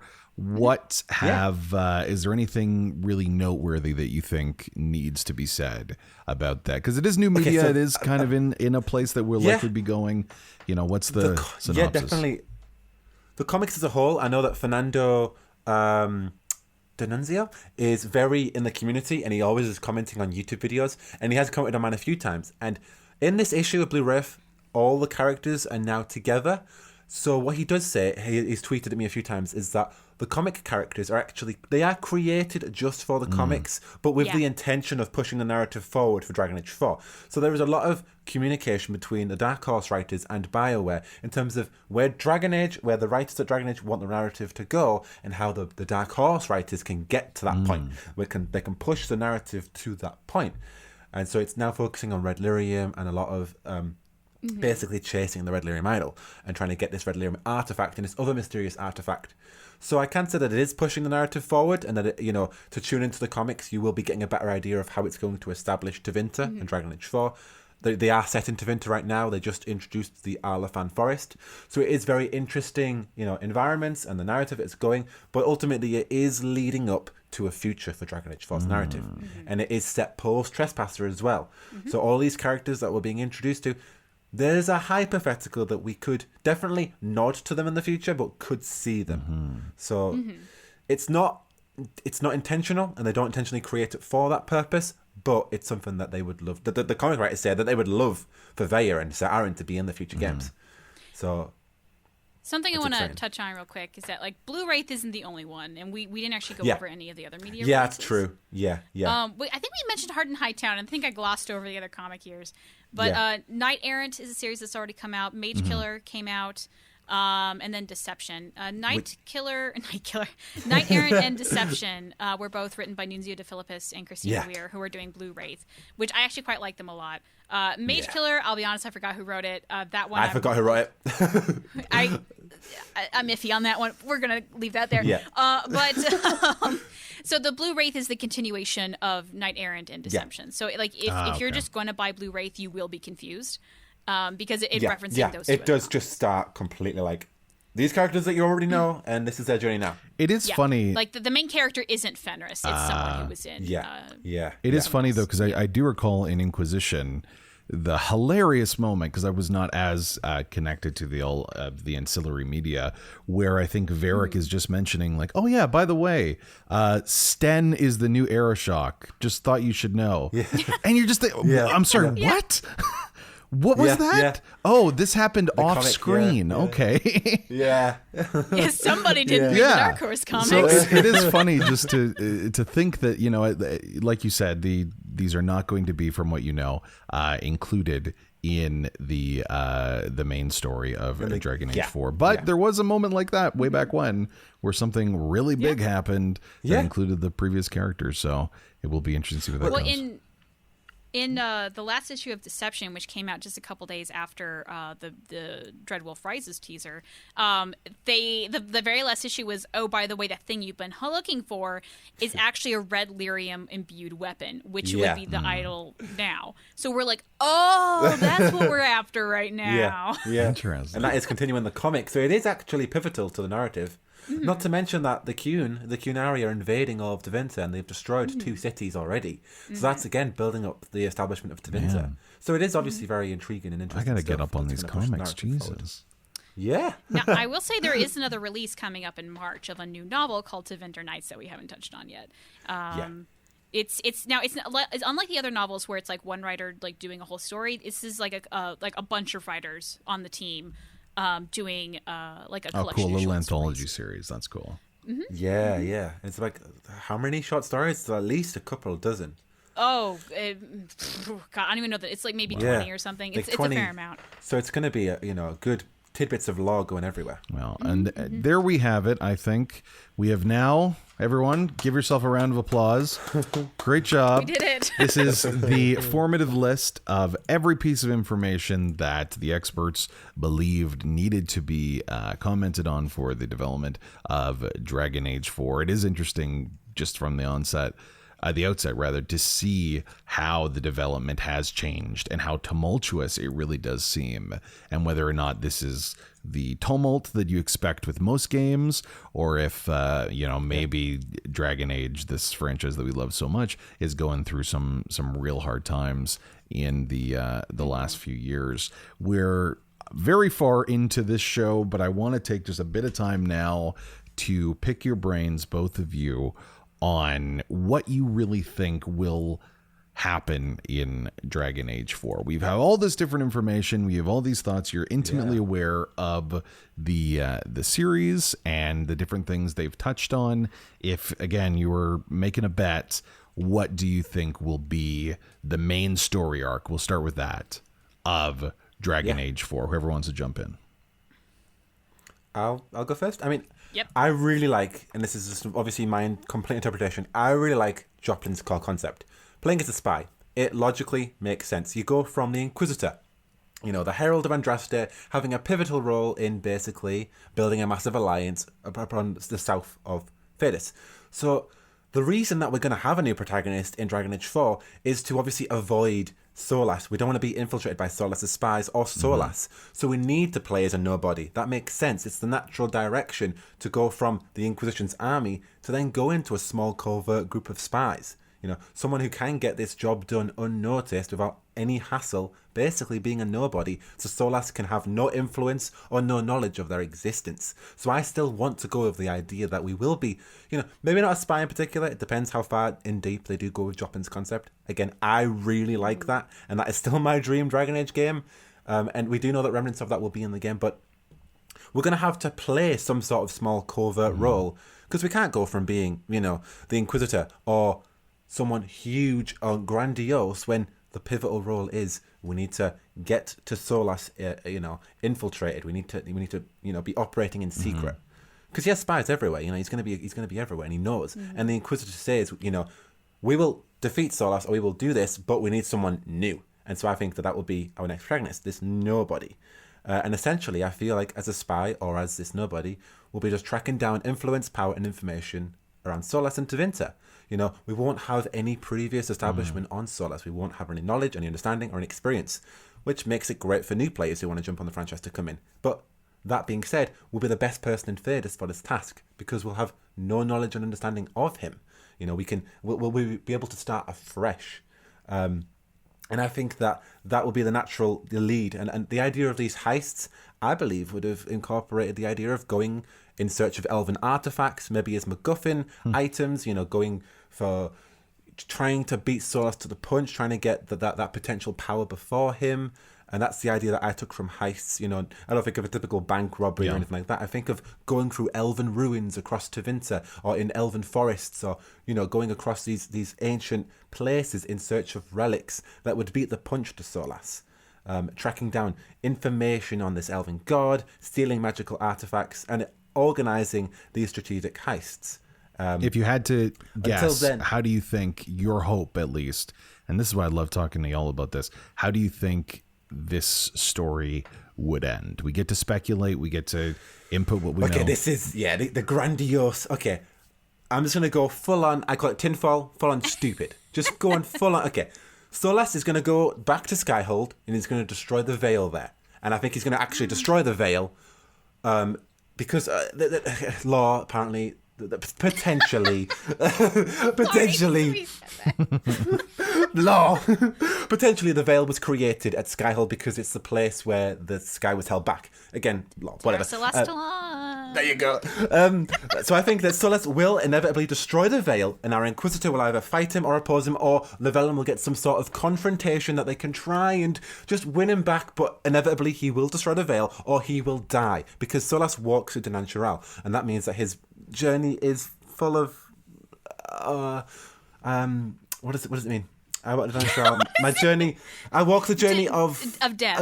Of death. I walk the journey of death. Yeah. So he's walking into his own suicide, and he knows that, and he's self-aware of that. And he even says himself he is going to die. So I think that he will either die in the Inquisitor's arms if you romance him, or he'll die fighting the Inquisitor, or the Inquisitor will be his death. But the Inquisitor will also die. That's how. Oh, what? I think that they're going to end the narrative of the Inquisitor and Solas together, because my whole issue, my reason that Dragon Age 4 will like the thing I don't like is the fact that the Inquisitor started the journey with Solas, and therefore they need to end the journey with Solas. Like, you know, it's their villain, it's their friend, it's their lover, he's their companion. You know, you either become his best friend, or you ever hated him, or you ever romanced him. And I feel like if it just ends without the Inquisitor being there, or without the Inquisitor having a piece in this narrative, it's just going to feel underwhelming. Because, you know, we've been there since the start. He's the one who's been lying to us from the start, or he's been with us since the start. And if it doesn't end with either Solas or the Inquisitor together, then it's a little bit like the Hawk and Varric thing from the previous games in Inquisition, that he was there as kind of a witness of Hawk's story. Yeah. Now, I have a completely okay, but I just before we go to that, so just again, because I love summaries, it helps my brain work with everything. You're hoping at least spy, doing heists, dealing with the completely new elven artifacts, fighting for power, and then final scenes. People are dying. Solas is dying. He's ripping up the universe. Something to do with his love interest, but the Inquisitor is going to be there in the final moments. That's your guarantee. Yeah, that's my guarantee. And the idea of that these heists would be like OG BioWare missions, like the Suicide Mission in Mass Effect 2, like the level of thought and depth put into them. Yeah, that's why I like heists, because, you know, this character can do that, and that character can do this, and, you know, and that's what OG BioWare is to me, is these epic missions. And I love as well doing like I'm thinking of Mass Effect 2, when you play so you fuck up everything and everyone dies. I would love to have that as an option in Dragon Age. Yes, exactly. Like the whole multiple choice thing and having different endings where Solas can destroy the Veil and maybe he doesn't die. Maybe you see him and Mafal getting ready to do whatever. But or you have him where it's a really sad ending and everyone, you know, is sad that Solas has died, but Thedas is saved or whatever. And I really like that. So yeah, that's my very random, I admit, stupid idea, but it's something in hopes of what I would like. All right. So you had your time. Now, Caitie, please illuminate us. What do you think? So I want to say my versions may be similar but different from Jack. So first, if Heist can come back, because I don't know if they ever fully figured out how that would actually work within the engine. So let's just assume it does. And I will say I'm not going to guarantee anything, because I'm always super bad at predicting the future. So just throwing that out there. There is no Ghildirthalen guarantee. It's just a maybe. So I would say, instead of going, Jack, on your idea, instead of going to Heist and Elven Ruins, Arlathan and all the Elven Ruins were sacked by people in Tevinter. So I think there's Tevinter nobles hoarding just these very important artifacts in their households, museums, crypts, whatever the fuck. So I think you're actually going to be breaking into those places around Tevinter, which is why the game's set in Tevinter. So you're really just breaking into other people's homes and stealing their shit because it's very important. Because everyone hates Tevinter, you're like, hey, that's actually kind of cool. Oh, I like that. And which is also why you need to be a new protagonist, because you find out the Inquisitor, who is also associated with now a Magister and Dorian, are breaking into other Magisters and very important people's homes. People are going to be very upset. Yeah. That's something you can't really do on paper. So I think that's kind of going to be where this comes in. Now, who the protagonist is, so far out of the three, we've had two that this is kind of sort of have a MacGuffin thing going on, the Inquisitor with their hand, the Warden being the only Warden in Ferelden who's competent, and Hawk was just some nobody. I would say that we kind of either a heist goes wrong and we get something in the Inquisitor and now we're marked with some MacGuffin that we can do, or we're some nobody like Hawk. I would kind of hope it's a nobody, but I think either could be happening. Okay, so you're thinking it's a possibility that like you're part of a team that is trying to steal something from one of these Tevinter Lords' homes, and then wait a second, now you have a crazy magic thing, and now you're a part of the story. Yeah. It's like attached to your arm and you can't get rid of it. What do? Like something like that. Which is essentially the mark from Dragon Age Inquisition. So I think I would be most disappointed at that, and I just hope it's like you're just a really good thief and that's about it. But I could see something like one of those. Yeah, so that's the intro. That's you're thinking maybe there. I'm very interested how you think this story, this Dragon Age 4 story, is going to end. So far they have set up. There's not every Dragon Age game has more than just the main arc, and I think there's three major arcs that they've been doing. There's obviously Solus Sling, there's the Canary invading, and then there's slavery in Tevinter. All three of those have been three major plot points, and like social change in Tevinter has been like a huge topic in both Inquisition, the comics, and just in the games in general. So I think somehow you're going to have to tie those all three together. At this moment, I'm not quite sure how to fit the Canary there. I think that fitting in the slavery aspect can be actually pretty easy because Fen Harel, our Solus, in the history of Thedas, was once like he built his organization on freeing slaves. It'd be very easy for him to do it again. So all of his minions could just be the slaves of Tevinter, and he just like takes them under the wing, like, you're now my people.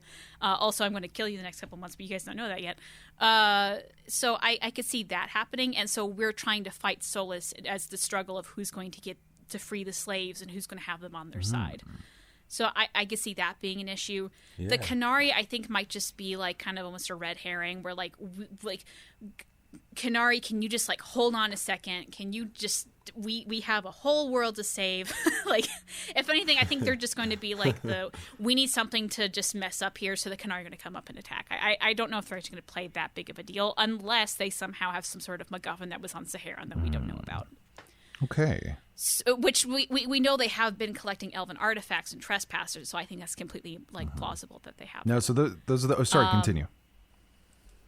Oh no! That's what is plausible, I guess. But I also want to know a little bit of like what you're hoping. Like, what's that moment that you're hoping for in this game? If I'm really being honest, I would love, and I think they've been inching towards this in the previous iterations, for the choices that are made to have groundbreaking consequences in the world, whether it has to do with the Titans, whether it has to do with the Canary literally taking over Tevinter and having a whole new regime in that way. I want to have the moments that I had in Dragon Age Origins, where there was that sense of finality in the epilogue, and experience that in Dragon Age 4. That is my biggest and almost only hope at this moment. So I'd love to hear some of your kind of hopes. I think both of you have been very diplomatic of, we've been looking at this as what we think. Now get wild with it. What's going to make you... I put the tinfoil on, so...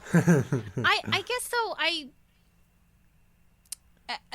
think it would be good to have like those very like big impacting moments. I don't know if they can do that anymore, because they want to have a game series. Yeah. So like if even like we pick the ruler in Orlais, like I don't know if we'll actually ever go to Orlais again and have that choice matter, just because like there's so many choices that they have to juggle. It's going to be very hard for them to like have other games and have that be a consideration.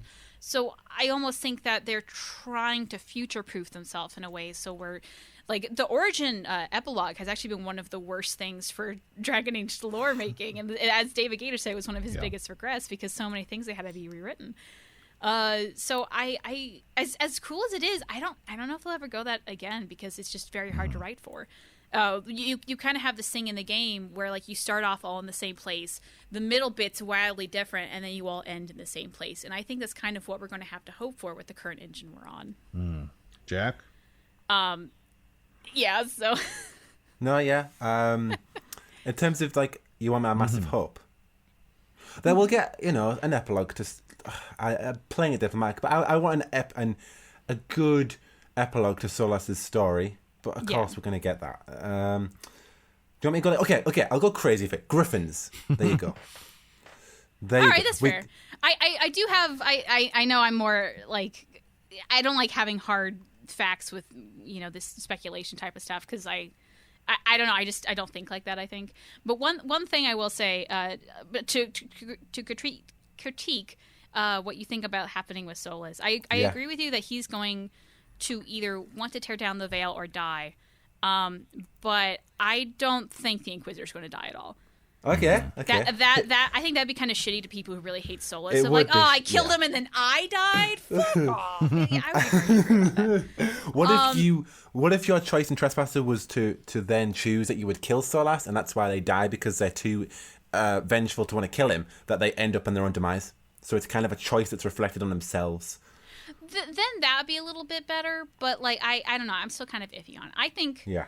I think what I think is going to happen to Solas is no matter what, he is going to either get trapped in a way, because it's very hard to kill the Evanuris, and he is considered one of them. So I think he has some... If anything, I think we might get a very early on death of Solas, and we're like, oh, we fucking did it. Oh, wow. Yeah. But then he rises up and be like, haha, nerds. You forgot I just destroyed elven gods, and you think that's going to kill me? That would be nice. I think that's going to be a moment in the game, because that would be really interesting. I also think at one point he's going to turn into the big bad wolf thing. And there is no reality where you are not fighting a big wolf in Dragon Age 4. Yeah. Which if you're not, that is huge missed We didn't even think about that. Do you think this will be called Dragon Age 4, or will it be called something else? Oh no. Oh, that's a good question. Yeah. Well, I know me and Caitie talked about that, but obviously it's about the numerical number. I like the name Dragon Age Imperium, but it's pretty boring. But it's DI again, isn't it? Yeah, so that's why I don't. DI, So then I know Caitie likes Dragon Age Unveiled. No. I have no like favorites. I don't think people want to say the word unveiled. I joked unveiled because I thought it was funny. I don't know if that's a good promo word. Okay. No, I know. Or it could just be Dragon Age 4. No, I don't think they do a number again, because they greatly regretted doing the Dragon Age 2 number. Oh, okay. Yeah, originally it was going to be Dragon Age Exodus, and they liked that one a lot. And then EA is like, but no one's going to know it's Dragon Age, so they made Dragon Age 2. So yeah, I know it is. I really think it's going to have some sort of subtitle. I cannot even. No, it might even be like the Dreadwolf. They seem to be doing those hashtags and pushing that. That's the basic form of media that they've done so far. Yeah. Yeah. It might be Rises, like Dragon Age Rises. Like it might. That's not bad. That goes off the tongue. That's not bad at all. Yeah. Mm-hmm. Which I could be for that. Now I really want to quickly throw out a theory that I have about the Solas thing. I think he's going to die no matter what. Yeah. Or get trapped or something. But I think for a Llywelyn, they're going to like really just smush it in with their little thumb about how painful this choice is. And so I'm basing this off of a movie that was actually referenced in Inquisition between Solas and Cole.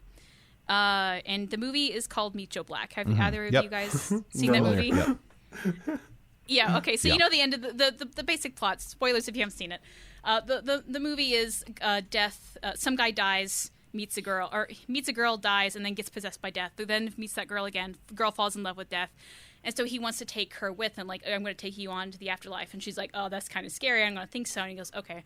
Then from now on, you're always going to meet the guy that you met before, and then he's now someone new. I think it's going to be something like that, where if you go into Solas's companion quest, which really comes out of nowhere when you think about his whole storyline. His whole companion story quest is that he has a friend that he likes very much, and then the friend dies, and he's really sad about it. And when you ask him, like, "Are you okay?" He's like, "Well, I mean, my friend will come back, but it's not going to be the same." I think that's foreshadowing what could happen to Solas. And I think that's Solas's happy end, is that he's going to have some sort of, like, comeback again. But he's, like, either not going to have his memories, he's not going to be the same, something like that. And maybe that's the Solas you can reason with. And that's the Solas clever. That, I don't know, the Llywelyn runs away with. And maybe there's going to have to be a lot of decisions of, like, can we trust this new Solas? Like, is he going to just do what he did before? If he's kind of, like, Can we make him good, so to speak? Is he on our side? Like, I think that would be a more interesting ending to Solas' story, and I would like it if it ended there. That's a good. I like that. Do you believe that Solas is a spirit? I think originally, yeah. Yeah, and then he was brought into the world, and then he just was given a body. That idea could totally work with that idea. Obviously, if a spirit dies, they come back, but it's someone different. Could totally work. Do you want like another crazy ambition? What's that? Sorry, go ahead. Sure. Do you want like another I'd like to see the Evanurus towards the end of the game, but that's also like, are they going to put more Evanurus in the game? But I feel like, the way that the veil, the destruction of the veil would bring. I feel like the destruction of the veil would be like a midpoint or a 75% point for the game, and then there would be this end, like this second part to the narrative where you would have the Evanurus return and you would have the consequences of that, or if we were to see the consequences, or what would happen with that. I do think they are inching towards that, like of where it is. They've dealt with these worlds, they dealt with the Blight, they dealt with what's going on in Inquisition. Now there's going to be some world sundering choices throughout. Yeah. I think it might do the classic BioWare thing where, wow, there's tons of world sundering choices, everything changes, but then in the last 20 minutes, everything kind of comes to the one same data point that everyone has. Like that is likely, but and everyone's happy and we're all partying. I do think there's a good possibility of that happening, but I do think that we're going to get, and it's kind of, again, the way it's been going, that it's just things need to get more epic. Things need to get more massive to the whole global world that we have here in Dragon Age. Well, there is a climate for that. We do have, the Titans that are, somewhat awaking. We have 2 Blights remaining. We have Solas and the Veil potentially being destroyed, and the Evanurus that lurk behind the Veil. And have so the many Warden on a cure for the calling from a land that's not in Thedas. We have those across the sea, the Executors. There's also hinting at places that aren't anywhere. So what if right now. Dragon Age 4, this iteration, ends the story here of this part of the world, and the next iteration allowing us to have some like real pretty final big choices for this world, and then making the new iteration go to a completely new place that doesn't require as much of the continuity that you would if you're still messing about in this area. So the Mass Effect Andromeda. The exact Mass Effect Andromeda. Yeah, I would be fine with that. Yeah, I think I would be very happy with Dragon Age 4 wrapping up the whole story. Good luck with that, because there's a lot of loose ends. I really do think they're going to make some massive big choices in this one. It feels like it's been ramping up to that, and the problem that you said of if they do things that are world rendering, it will destroy trying to build the series anymore. So seeing how they deal with that will be absolutely fascinating. Is there any final thoughts and feelings that either of you would like to share about the world of... I think that the end of Dragon Age will be Mafal's death, and I think that will usher on a new age. Because I know it's very basic, but like Morrigan is the inheritor of the next age, and Mafal, who is Flameth or whatever, is, it could be an OG dragon, and she could just be eponymous of the franchise as Dragon Age. Very simple, but that's what I think. I guess I could get behind that. I haven't thought about that, but I guess I could get behind it. Just to usher on, a different age, so then you can have, your next age, whatever that could be called. Mm-hmm. Yeah, I would definitely say that Dragon Age should end when the actual, like, for those who don't know the Thedas calendar, everything's been 100-year increments, and we're currently in the Dragon Age of the 100-year increments, and we're about halfway through it. So I would say if we end now, supposedly Dragon Age 4, let's be crazy, say it's 5 years after Trespasser, so it would be around about in the midpoint. We still have 50 years of the age left, so I would even think that there might be another game set kind of in that 50-year period where things would go crazy. Oh, I like the idea of Dragon Age 4 being 50 years and showing like generational changes. I like that. That would be interesting, yeah. Although it'd be really hard to have like, maybe. Well, then you can almost have like a what was that game? It was like a little like rogue dungeon game where like you kept playing your ancestor if you died. Ooh, that sounds familiar. Yeah, oh god, what was that called? Anyways. It was something like that. You could like breed. You're choosing romance partners to breed to the perfect super soldier to fight Solus. You know what I mean? That's craziness going to happen. But that could be interesting. Amazing. Well, I wanted to thank both of you so much. This is great. diving into the world of Dragon Age with 2 experts again. I'm Andy Burkowski, VGS Video Game Sophistry. You can check out all of the stuff that I'm doing there. It's a little more breadth than just Dragon Age. Can't compete with these two. And yeah, please tell the world what you're doing, who you are, as we finish this out. Jack, you go, because I started the intro. No, thank you so much, Andy, for having us on. I really, really appreciate it. I'm Jackdaw, and again, if there's any Dragon Age 4 news, I'll be covering it in the video. Anything we hear, even if it's just a silly, dumb tweet, yeah, you can check out my channel for all those silly tweets that Dara likes to tease. Mm-hmm. And then I'm Caitie. Again, to echo Jack, thanks for having us on, Andy. If you want news, you definitely go to Jack. I'm more the Dragon Age lore. My YouTube channel is Ghildirthalen. You can find me on Twitter at Ghildirthalen too. Where I'll retweet the silly tweets, but like I don't got time to make news videos. I don't know how you do it. so if you want lore in the Dragon Age, then you come to me. But well, we got to do this again, folks. This was a lot of fun. Yeah. Oh, we'd love to. Yeah. Yeah, we loved it. I loved it. Awesome.